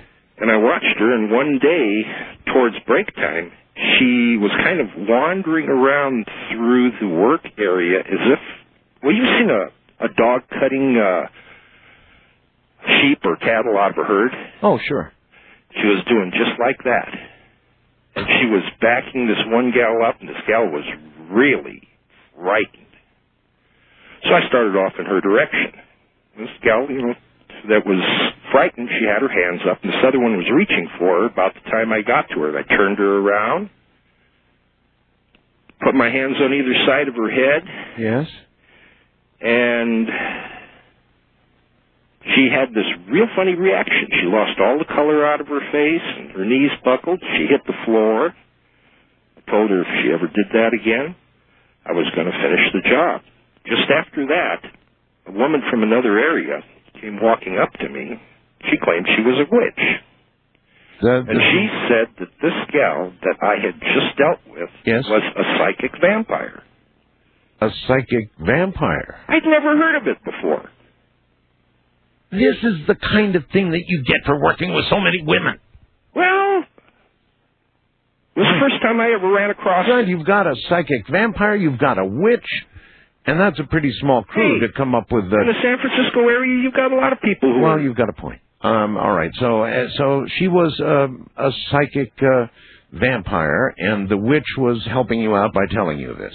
Well, she was telling me what the story was. Gotcha. She apparently was attempting to deal with it, and apparently, well, hey, this other one was messing with my particular flock, and they were doing good work up until she showed up. So I got angry. You keep calling them your flock. Well, so she was virtually feeding on your flock. This is what I was told. Uh-huh. So what happened? Well, she left a couple of days later. Everything finally settled down and returned back to normal. I've heard of psychic vampires. She had a real funny look on her face when she was backing this gal up. Did the members of your flock have any comment on this woman? Yeah, they started talking about it afterwards. They started telling myself and a couple other people they were scared to hell of her. I mean, were their energies depleted? Were they psychically affected in some way? Their sick records went up enormously after this gal showed up. And it was almost as if I had an epidemic on my hands. Yeah, and your production numbers, no doubt, fell. Like a rock. Well, I don't know. I don't know what to say about that. Anyway, I guess the situation cleared, and it was okay after that. Yeah. It was a new one on me. I'd never heard of it before. As a matter of fact, I'd never met a witch before in my life, so... A witch would know. Yeah? Believe me, a witch would know. Well, that's an amazing story. You're not employed there any longer. No, I'm not employed there any longer. Gotten long in the tooth and retired myself. I see. But that's one to remember, huh? It's one that I put in a basket that I have labeled. I haven't got the wildest idea what it's all about. Mm-hmm. Do you often tell people about this? No.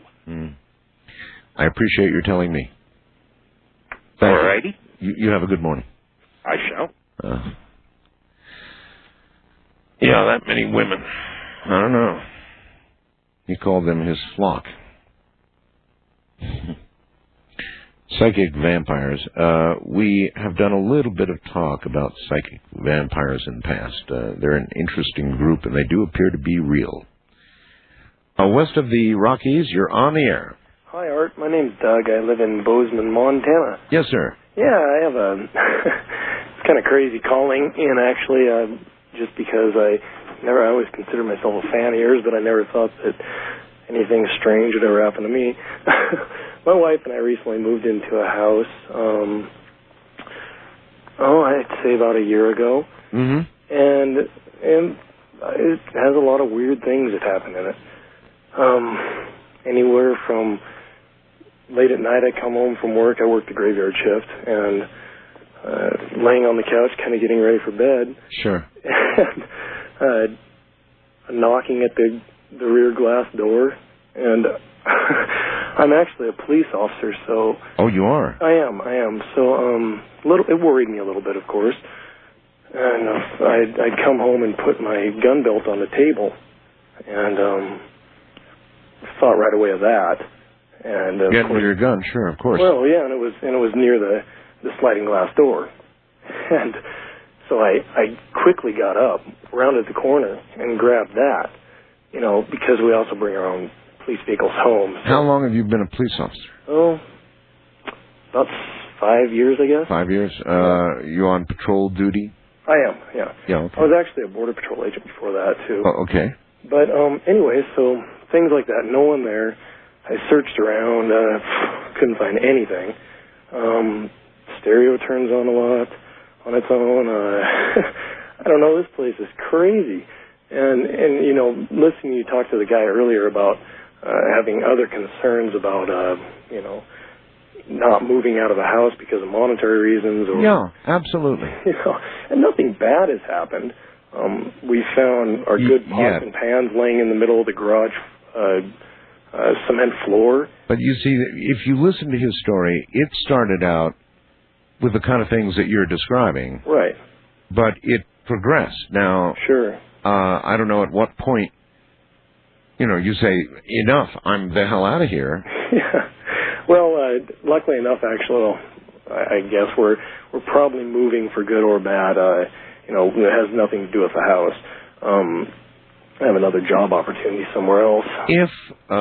If something 7 or 8 feet tall, black, and obviously not exactly human, as we understand it, were to begin approaching you and you had a gun, right? What would you do? Well, I think I would shoot it. I wouldn't know what to do. I deal in the human realm all the time, of course, and if I didn't think it was human, you know, I wouldn't know what to do, honestly. I'd be a little intimidated. We have, you know, I kind of laugh about it because I myself am not super convinced as to what's going on. The knock at the door was the weirdest because, the second weirdest, just because of the fact that I was right there, and I looked around, thinking some joker was playing a trick on me, you know, knows I'm a cop or whatever. Yeah. But no one was there, and they couldn't have gotten away that quickly. I would think people would be disinclined to play pranks on people they know have guns. You know, that just... I never put anything past anyone. They just, you know, nothing surprises me.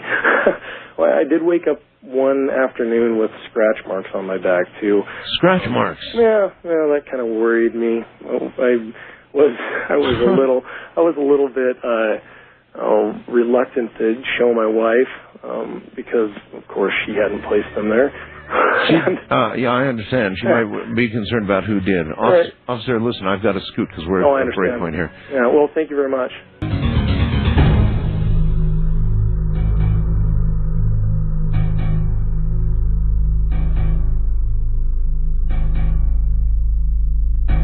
The next caller, I actually know the name of. He's Jay in Akron, Ohio, and he just fast-blasted me the following.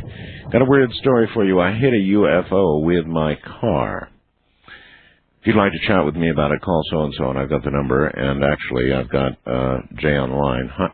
Hello there, Jay. Hi, Art. How you doing? Yeah, I hear you fine. I'm doing okay. You're in Ohio, huh? Yeah, I live in Akron. Yes, sir. I'm listening to you on WTAM. What happened to you? Well, this happened about, I think 99, summer of 99. I was driving home from Pittsburgh, Pennsylvania. Right. And I was on Interstate 76, heading westbound. Mm-hmm.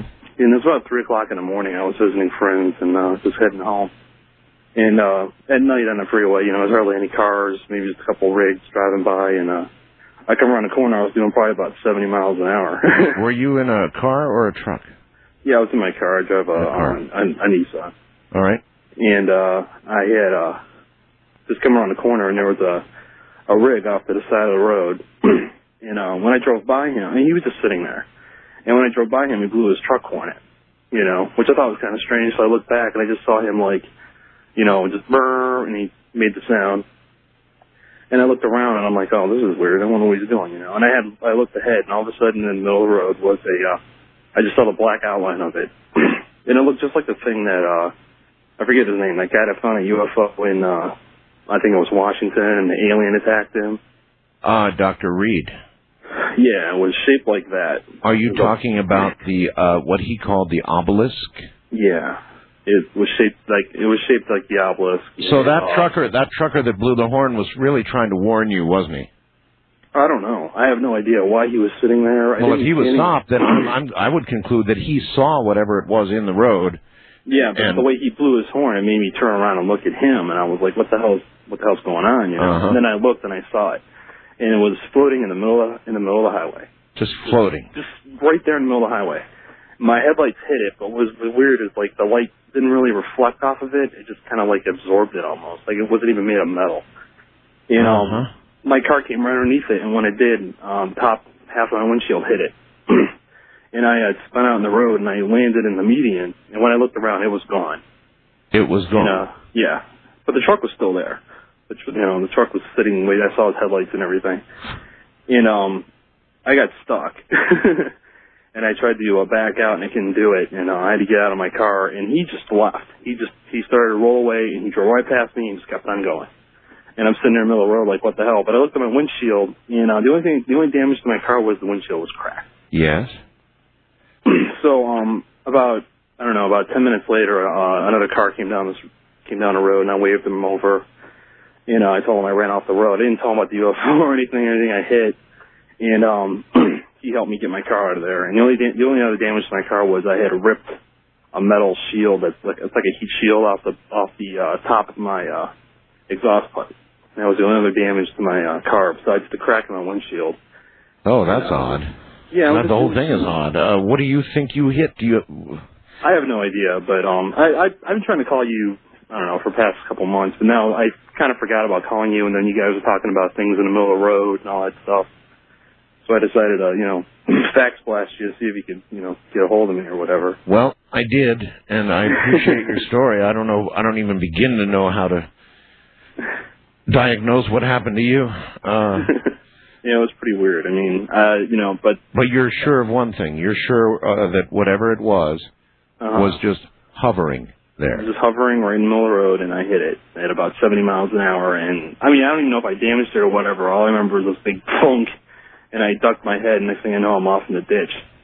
And that's incredible. And I turned around, looking around. I couldn't really see much. I just saw the truck off in the distance. I think it was gone because I got out of my car. I didn't see anything. He probably didn't want anything to do with any of it. But I'm standing there looking at him, and he just drives away. He just pulls away, and, it was like one of those, I forget what kind of trucking company it is. I probably shouldn't even mention it. No, don't, please. But it's not necessarily, it's human nature. I mean, I really think the guy probably had seen this and was stopped looking at it and was trying to warn you. Unless he hit it, too, or something. I have no idea. It was just weird. It was a weird occasion. weird Ohio, weird Pennsylvania. Thank you. Yeah. All right, thanks. Take care. All right, there you go. For what it's worth. First time caller line, you're on the air. Hello. Hello, Art? Yes. Yes, my name is Albert, and I'm calling from California. Yes, sir. And my story is this. I'll try to make it short. Routinely, in a previous house that I was living in, it was a rented house, we had a separate garage from the house, and I would operate a ham shack out of the garage, as well as I had a workbench where I would put together printed circuit boards. Well, you're a ham. Like you're a ham. Yeah. Okay. Finally, I spent a lot of evening hours inside that shed, nothing unusual happened other than, just listen to you on the radio. But one night I was working on a circuit board, and then all of a sudden I start hearing like a crunching sound on top of the garage roof. Crunching? And, yes, like somebody really heavyweight walking on top of the roof. Uh-huh. And since I had set up a lot of antennas on top of the roof for different frequencies. I hear you. It's like, oh my God, my antennas. Exactly. Either my antennas or somebody was out there to do something to them, So immediately I opened up, I had a mag light, one of these big flashlights, and I walked outside the back side of the garage and shined the light up on top of the roof. Right. And what I saw, Art, is something that was so incredible that to this day I'm still freaked out over it. I can't understand what I saw. But basically it comes in line with what you guys have been talking about. It was like a black figure. It was tall. This thing was tall. It was at least 6.5 feet tall. And it was totally black. It seemed like it just was a figure of a person, but not quite. And again, the same thing, almost like it had reddish eyes. Oh. And it just stood there and stared back at me. And I said, God, this must be somebody wearing a disguise or something, Right. The mind tries to make it into something we understand. Yeah, and then I said to myself, I'm going to catch this sucker because I'm not going to allow him to be on top of my roof. Screw with my antennas. Exactly. So, it stood there for a moment and it was stunned and it was just staring back at me, and then it turned towards the left and walked towards the edge of the roof, hopped off it's not an easy jump, but it hopped off and I could hear it hit the ground, and I went out towards the front of the garage, and by the time I made it to the front, it was gone. Nowhere to be found. What about footprints? No footprints. What about damage to your antennas? Nothing at all. Nothing at all. And I still can't explain what it was, but it just was something that I've never experienced before in my life. It just left me stunned. You operate on the low bands? I operate on basically 2 meters and 440. Running a lot of power? No, not much. Not much, no. Yeah, just kidding with you. All right, well, listen, I appreciate the story. You have any afterthoughts on what you saw, what that was? No, but I had other phenomenon happen in the same house to where we eventually just moved out of the place. But God, that was the most scariest one of all. Uh-huh. Well, it did it for me. Thank you very much. I can only imagine. Of course, everything I own has antennas growing from it. My house, all my cars, and the RV. Oh, the RV has a lot of antennas growing from it. And if anything were crunching on my roof, I would react exactly as he did. Maybe. Wildcard line, you're on the air. Hello. Hello, Art. Yes, hi. This is David, WGE 1360, Green Bay. Yes, sir. Last night I heard you talking about the Mothman, and I heard you make mention of a bat showing up on your porch after your father's passing. It certainly did happen, yes. Okay, I have something similar that happened. Our family, the last 3 generations have been in one house, and I'm 51 now. In 1996, in 1995, my mother became ill, and she became so ill that my younger brother and I moved in with her to care for her. In September of 96, on my daughter's 16th birthday, my mother passed away. Oh, I'm sorry. Thank you. About a month later, sometime in October, I worked nights and my brother worked early in the morning. I came home from work, and I went into the house. My mother had been dead for about a month, and my brother was in the kitchen making coffee, and I said hi to him, went upstairs, turned the hall light on, and went upstairs, and down the hall on the left was my bedroom, and on the right was her old bedroom. Both bedroom doors were open. The hall light was shining into both. I turned right into my bedroom, clicked on the light, changed into my house clothes, and came out into the hall. I clicked off my bedroom light, came out into the hall, and as I passed by my mother's open bedroom doorway, my shadow went past her bed, but it was not in sync with my body. It seemed to move either slower or faster. I can't remember which now. And I thought, wow, that's odd.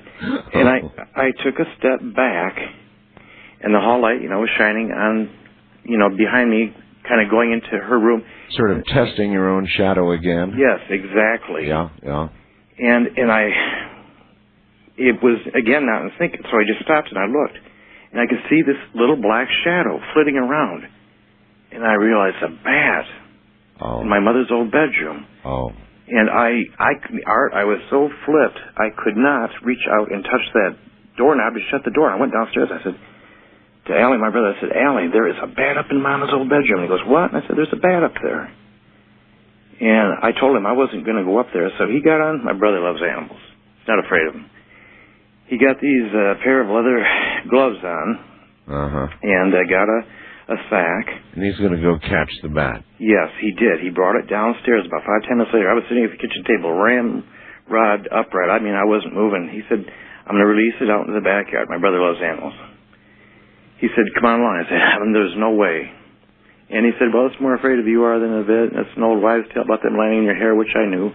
I went out there, he tipped the bag over. I was standing back about 15 feet. Well, first it was upright. The bat wouldn't leave. Then he tipped the bag over in the grass. And the bat, I guess it's got little claws on its wings or something. He was telling me you have to be really careful of them because their bones are so fragile, you'll break them. Right. So it climbed out of the bag and into the grass. And it made a couple of swoops around the yard. I remember ducking. And it just kind of went north into these other neighbors' backyards and disappeared. And the thing is, when I heard you talk about your father and the bat, I just about fell out of my chair. I had to call you up and tell you this. And my mother was such a good person. If this had happened before she had died, I think, well, it was somewhat portentous.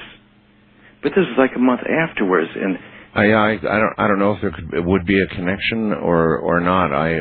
Who knows about these things? I appreciate the story. It was an odd story. My father, as you probably know, had cancer and was in the final stages of that cancer, and I had booked a flight to be leaving that day, as a matter of fact, to go be with him. I don't know if you all knew this or not, and I was booked on a flight that day, and I got a call in the middle of the night saying my father had passed away, had a heart attack, and they thought it was quite merciful as opposed to going through the very end stages of cancer. He just had a heart attack and suddenly passed away. And that same morning, something really, really, really strange happened. I mean, it just doesn't happen. It's never happened before, nor since. We went out to the porch, and there on our porch was a bat. This is in the summer, here in the desert. Here was a bat on our porch, just sitting there. We thought it was dead, but it wasn't dead. We thought it was sick, but it wasn't even apparently sick. So my wife scooped up the bat, and we took the bat into the causeway where there was shade, because, it gets very hot here in the summer. The desert, very hot. And the bat just remained in the causeway, and when we got up much later, after dark, the bat was just gone. That bat stayed here all day. It just stayed the day. It was odd. It was really odd. East of the Rockies, you're on the air. Hello. Yeah. First, I was over at my friend's house about 2 years ago. I was about 15 then. He is petrified going into the woods behind his house after dark. Now I know for good reason. We were going back there, right? I like hiking, and I especially like going out during the night. Right. Okay. Well, he goes to put the flashlight down to tie his shoe. I see something kind of palish, about 3 feet tall, scamper in front of the light, and down this hill, it's 80 degrees, about 50 feet down. Uh-huh. And he's like, I'm like, you know, get up, what was that? He's like, I've seen that before, you know, that's why I don't want to come out here, let's go back. What exactly did you see? He's telling me it's a monster. I'm just, you know, or something that's back there. I just think it's his little brother or something.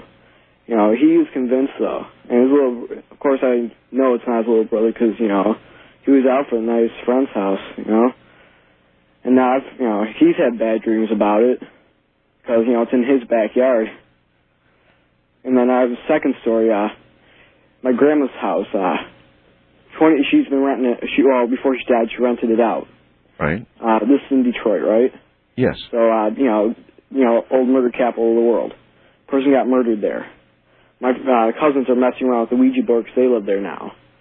You know, one night we were messing around with it. I fall asleep because You know, no, wait a minute. Let's back up here a little bit. Yeah? Let's consider the wisdom of you're in Detroit, the old murder capital. There was somebody murdered in the house where you are, and you're cranking out a Ouija board. I was skeptical because I used to be that way about ghosts and monsters.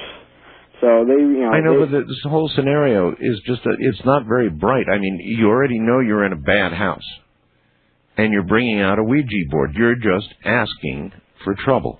Yeah, so I fall asleep, you know. You fell asleep? Yeah. My cousins are sitting there when I wake up. The Ouija board is like 3 inches off the floor, floating there. Floating above the floor. Yes, and the pointer was 3 inches above that, floating above the Ouija board. Now, that freaked me out. And I have a real quick question. Guy came on your show a few days ago, called himself Messenger 666. Yeah. I'd like to hear him on again or something if he ever comes in, because he says he's correctly predicted 4 signs of the apocalypse. Yes, I recall. Okay, because I haven't heard those. I've heard about the supernova. And he said it was 100-some days until something happens.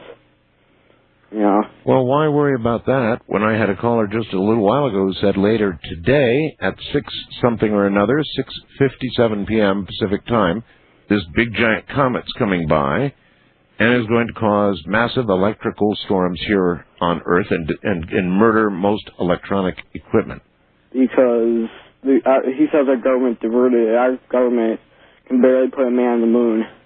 You know, I don't believe that we can divert a comet. Not if it's really coming, sir. I don't believe it either. I appreciate your call. Yeah, have a good night. Yeah, right. Have a good night and a good day, too, especially a late afternoon, right?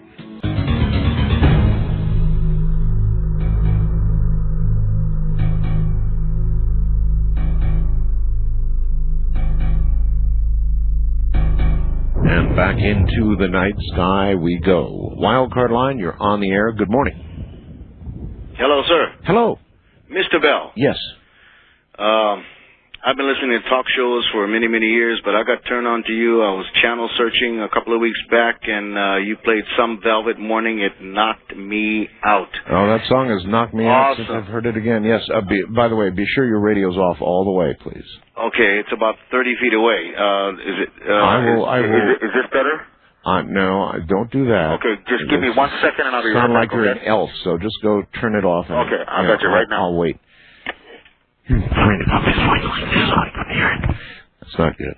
No, you want to have your radio nearby so you can turn it off when you actually get on the air. That's the trick. Otherwise... Still there, sir? Yes.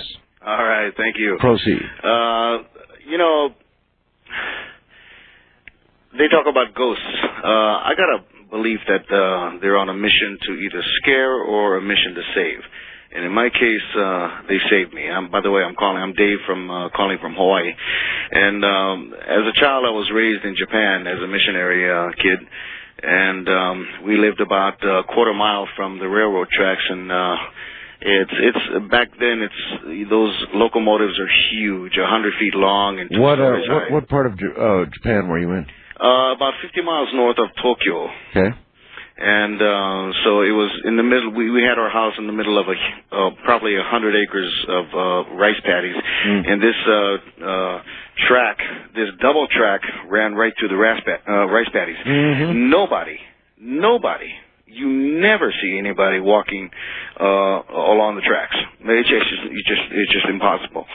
One day my mom said, Dave, go and buy a dozen of eggs at this old farmer's house across the tracks. So I jump on my bike. I pass over the track. I buy my dozen eggs. I'm coming back, and there's this long train that's I'm coming up probably about 100 feet to the tracks, and I'm timing it. You know, when you're a kid, I'm about 8 years old. You like to take stupid chances. So I see the caboose coming around. So, and this thing's going maybe 65, 70 miles an hour, just chugging and going. And I'm saying, okay, I'm going to see how fast and how close I can get to that caboose. It's a 2-lane railroad track, okay? Right. One going one way, one going the other. And there's only about 10 feet, 15 feet at the max separating the two. Uh-huh. So this thing, I'm going up to it, and the train is going to my right, toward my right. I see the caboose coming. I'm timing myself. Okay, I'm going to get this sucker. I'm going to go right. I'm going to kiss this caboose right on the side. And I'm timing that. I'm coming up to that big thing, and I must be going 15, 20 miles an hour in my it's all of a sudden. You're doing this on a run, then. In other words, right? Oh man, I'm blitzing it. Okay, stupid kid. Man, it's okay. And I've crossed this track 1,000 times. I know. I should know better. Yes, indeed. No, what happens? The caboose passes. I barely skim that caboose.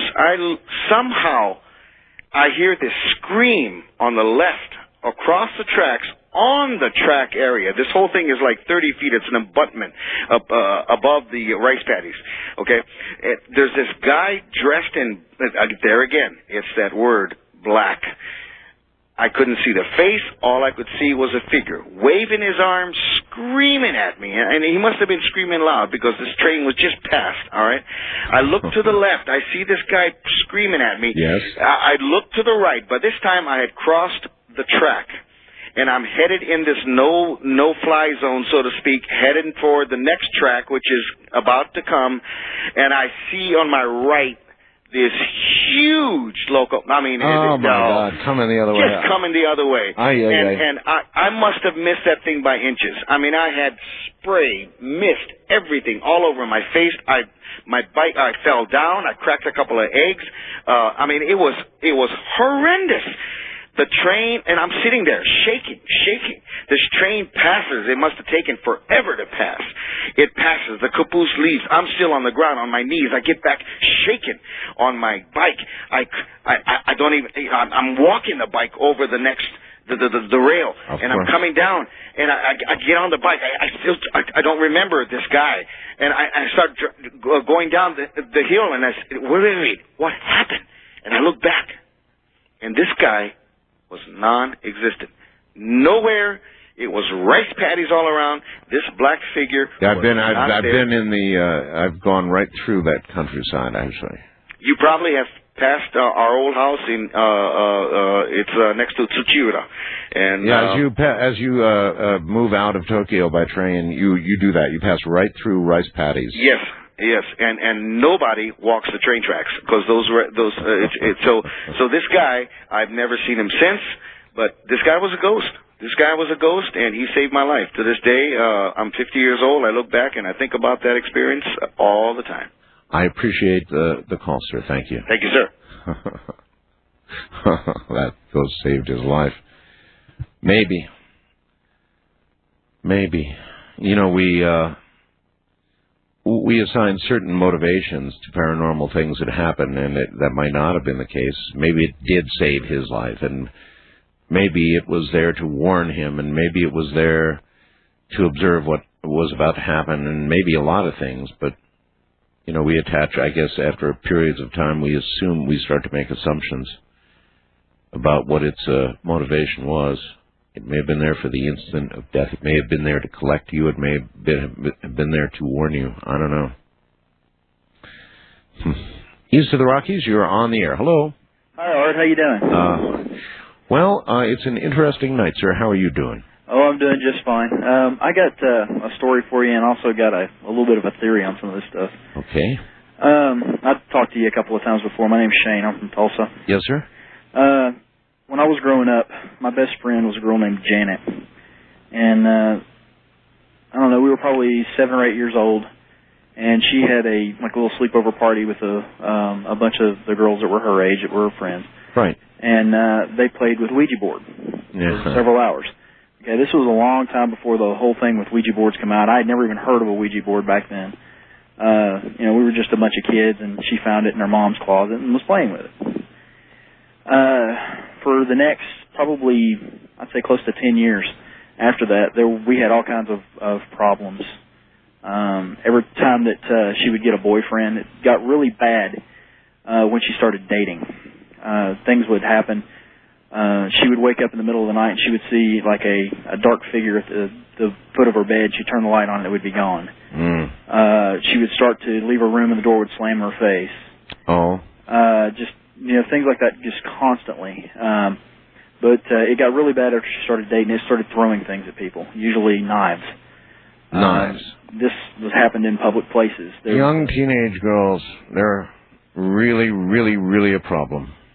But she didn't really handle it well. She freaked all the time. The area that I'm from in Virginia is a very heavy-duty Baptist, hellfire and brimstone kind of place.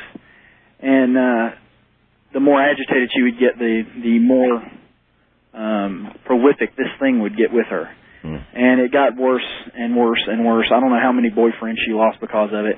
The only time that it didn't seem to have to bother her, or at least bother her as much, was when I was around. And it got to the point where there were times that I would spend weeks at her house because of the fact that that was the only way that she got any rest, is if I was in the room with her, sitting in the chair beside her bed.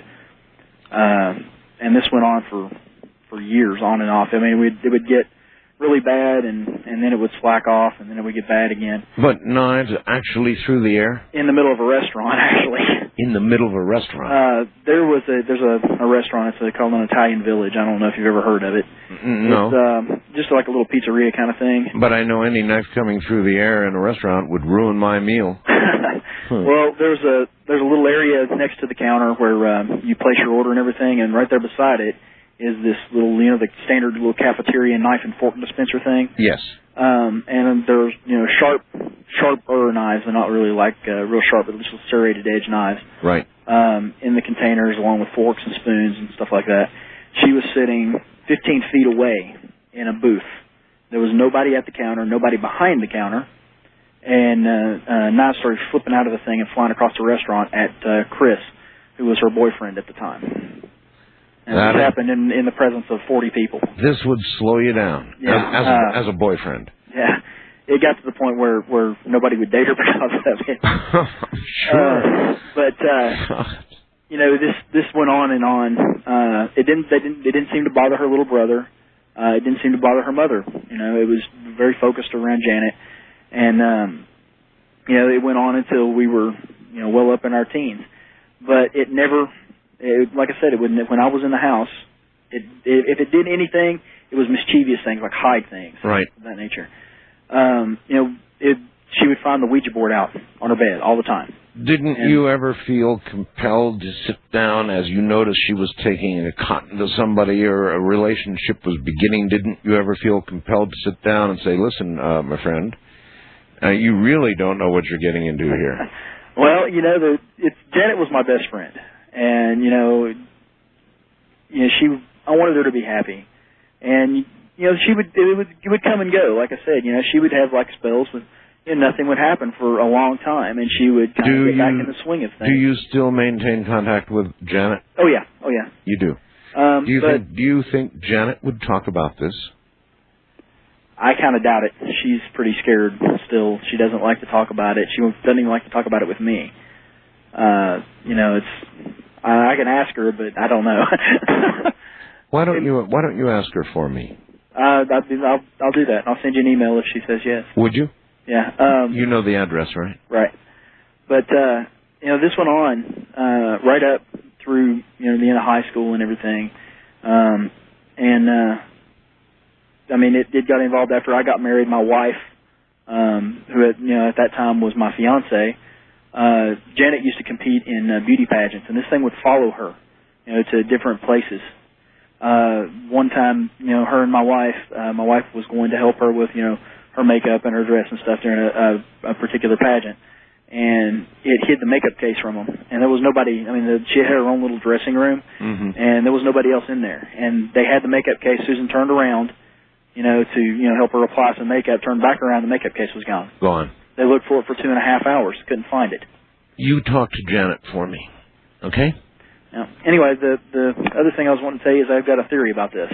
And I honestly think that this is fairly valid, given the circumstances of what I've seen. I don't think that everything that people see as, poltergeist, ghosts, that kind of thing, are actually, dead people. I don't think that I'm not saying that they're not, but I don't think necessarily that they started off, they're either people or they started off as people or whatever. The truth is we don't know what these things are, sir. Exactly. But the thing of it is I think that they feed on things. I think that when a person is, it's like a stray dog. If you feed it, it comes back. That's an interesting analogy. And I think that what is happening is a lot of times when something like this comes into a home, it's looking for a free meal. And it finds like strong emotion and it feeds. It feeds. And especially, I think that you've got, good and bad of these things. It just pertains, like a particular taste. Maybe, this particular entity has developed a taste for terror. And in order to, obtain food, it's going to start doing stuff to make you afraid. The more afraid you are, the better it's eating. Yeah, that's entirely possible. Totally possible that it feeds off emotional energy, and fear is about the strongest thing you're going to come upon. And I'm just curious, out of your audience, if there was any reported cases of something like this happening to an atheist. To an atheist? To an atheist, because I'll ask. The lack of belief. Yeah, no, I understand. Might, sour the milk or whatever. I got you. All right, thank you very much. Do these things happen to atheists? Oh, yes, I think so. How they react, it is an interesting question, and perhaps an atheist out there who's had something like this happen would be willing to comment. That would be intriguing to hear, wouldn't it? West of the Rockies, you're on the air. Hello. Hello? Yes, hello. Yes, Art. Wanted to tell about something that I had seen from Inglewood, California. There's a street that goes east-west called Hyde Park Boulevard. It goes between Centinela Boulevard and Marlboro. Yes, ma'am. And the only reason I'm saying this, you never know, somebody might be listening who saw this, but it's pretty heavily traveled, and I was there's a place right just as you start going eastbound where it goes down and then comes back up almost like a roller coaster. Mm-hmm. Well, there was a youngish black couple that were standing, leaning against a fender of a car, maybe like a late 60s or early 70s car. Right. And they were standing in the street, facing towards the middle of the road. Right. And they were sat just side by side talking. And between them and me was another car, and this guy was driving crazy. I don't know if he was drunk or what, but it almost seemed to me as if he was aiming for them. This happened like maybe probably 150, 200 feet away ahead of me. And it's like he was aiming at their legs. And, it was like watching something horrible that was going to happen. Because was he driving erratically otherwise? Or just... He actually seemed to be aiming at them. So he took a bead on them. That's what it looked like to me. Okay. And it's like, you're seeing this happening, and it's going to be awful if it happens. Of course, yes. Oh, I didn't want to see this, And it was the darndest thing, Art, I ever saw. These two people, in one motion, without flexing their knees, without showing any effort whatsoever, went straight up and back, and they were standing on the fender of that car. Now, I could have seen them, if they had some participation in this miraculous escape, they would have been sprawling, over the hood, or you would have seen them jumping with different motions, but it's as if something was standing above them and picked them straight up, and then they were standing without having moved a muscle on the fender of that car. And so, oh my God! Now, are you sure? And they sure? looked at and the car swept on past. It didn't hit the car they were on. Are you sure of what you saw? Oh, I'm positive. Absolutely. This happened in broad daylight. Listen, hold on for a few. And they looked at each other and laughed. Listen, I've got... I've got a break. Can you hold on? Sure. All right, hold on.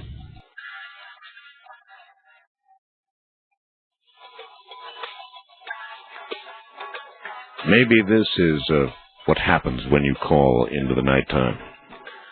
I don't know. I'm Art Bell from the High Desert. Now we take you back to the night of January 25th, 2002.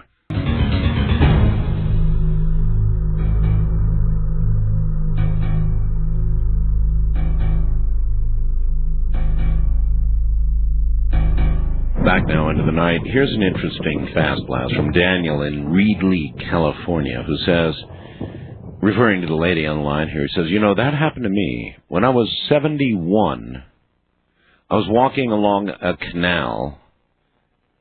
I'm sorry, he was 7. Not 71. When I was 7, I was walking along a canal, and as I threw a rock in, I fell in. I was drowning. But then I was lifted out, and nobody was there. That sound familiar, ma'am? Oh, that sounds exactly right. So you are absolutely certain these people were lifted up vertically? Well, how easily could you jump straight up with somebody else beside you, both of you in one motion, jump straight up, and then go backwards without any visible effort? Could you do that? No. I couldn't either.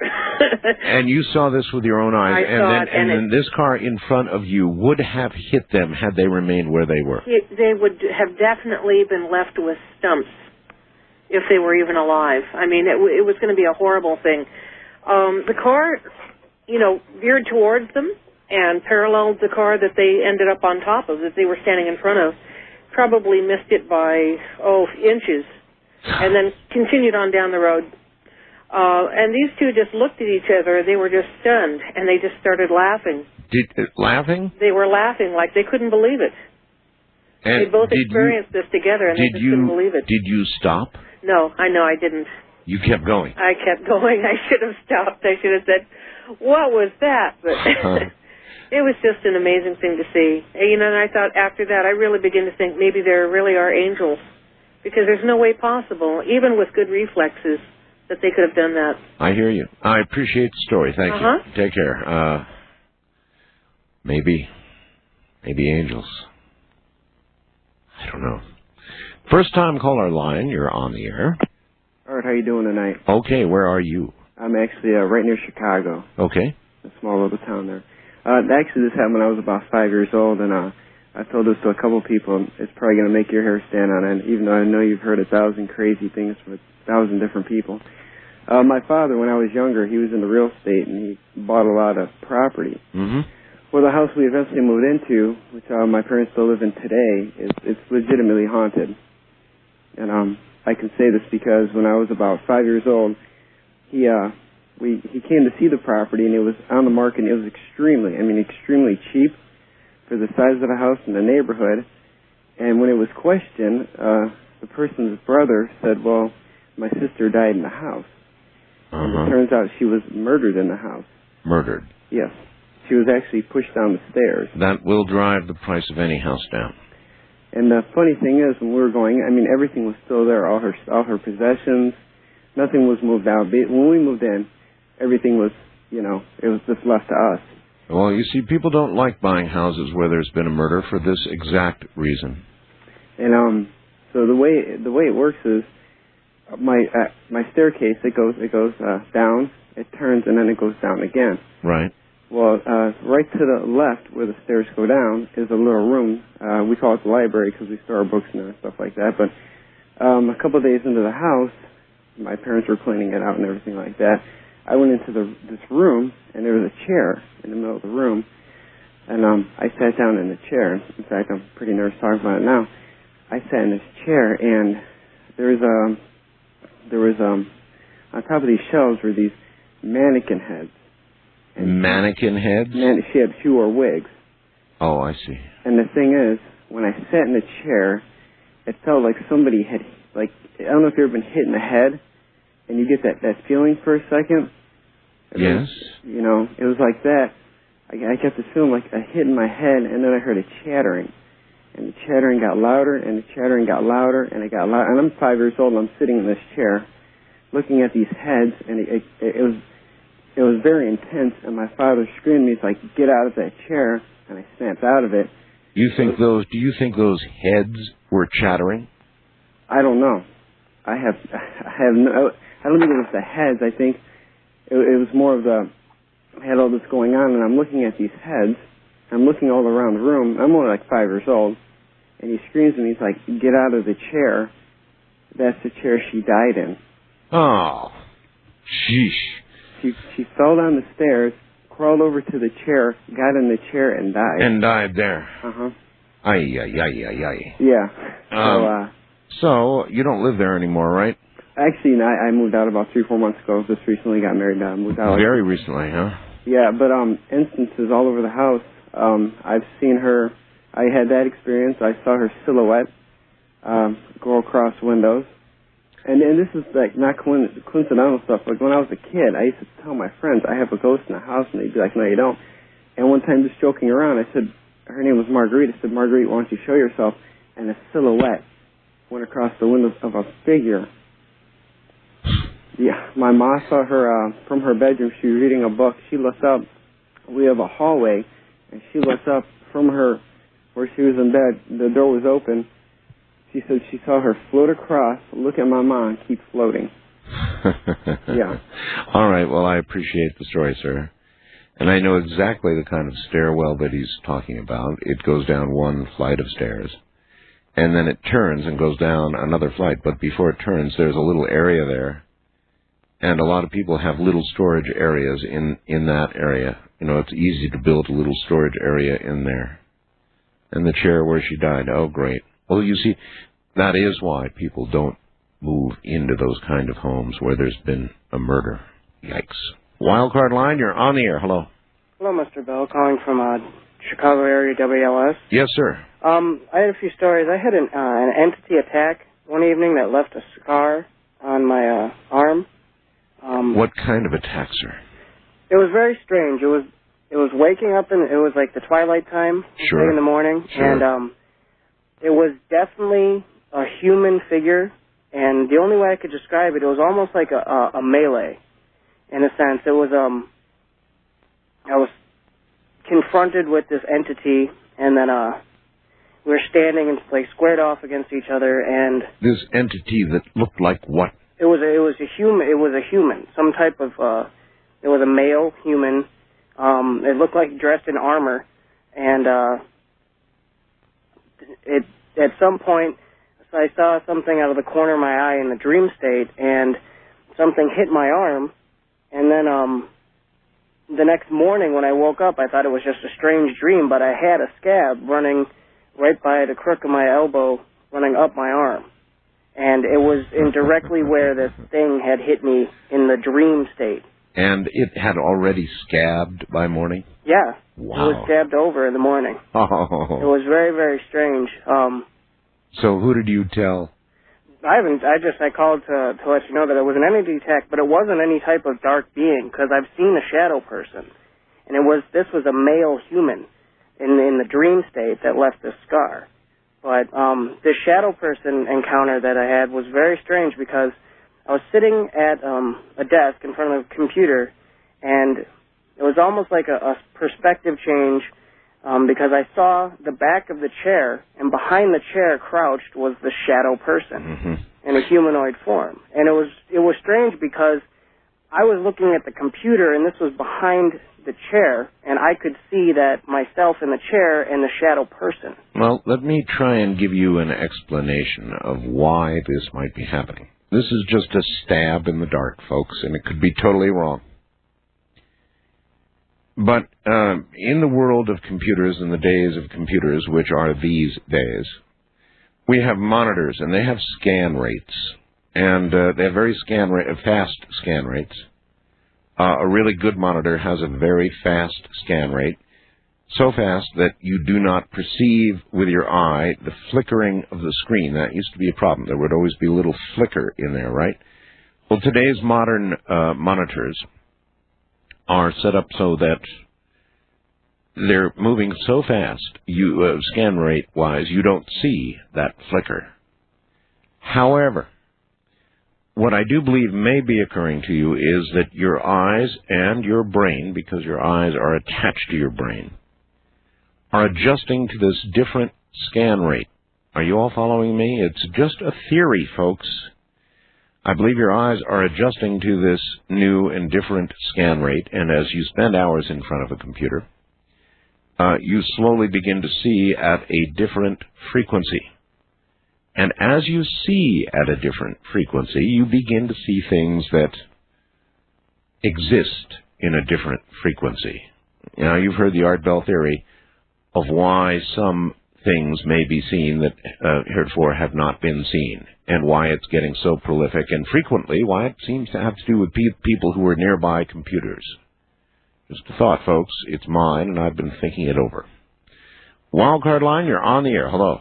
Yes, hi, Art. Hi, this is Bill in West Hartford, Connecticut. Yes, Bill. The caller earlier asked if any atheists had ever had any paranormal or And you probably just about broke a finger trying to get in from that point on. So, Bill, have you ever had an experience? Actually, thank goodness, no, except for one thing that is very interesting. I'll tell you about in 1 second. It's not a ghost, but it certainly is very inexplicable to me. Now, I want to say, first of all, before I tell you the event, if anything did paranormal happen to me at all, I would be scared blankless, no end. I would not want at all any paranormal or ghost events or monster events ever to happen to me in my life. Now, having said that, sometime in the 1970s, roughly between 1970 and 1980, I can't pin it down any easier than that. When I was living at my parents' house at that time, I was in my 20s, between age 20 and 30 at the time.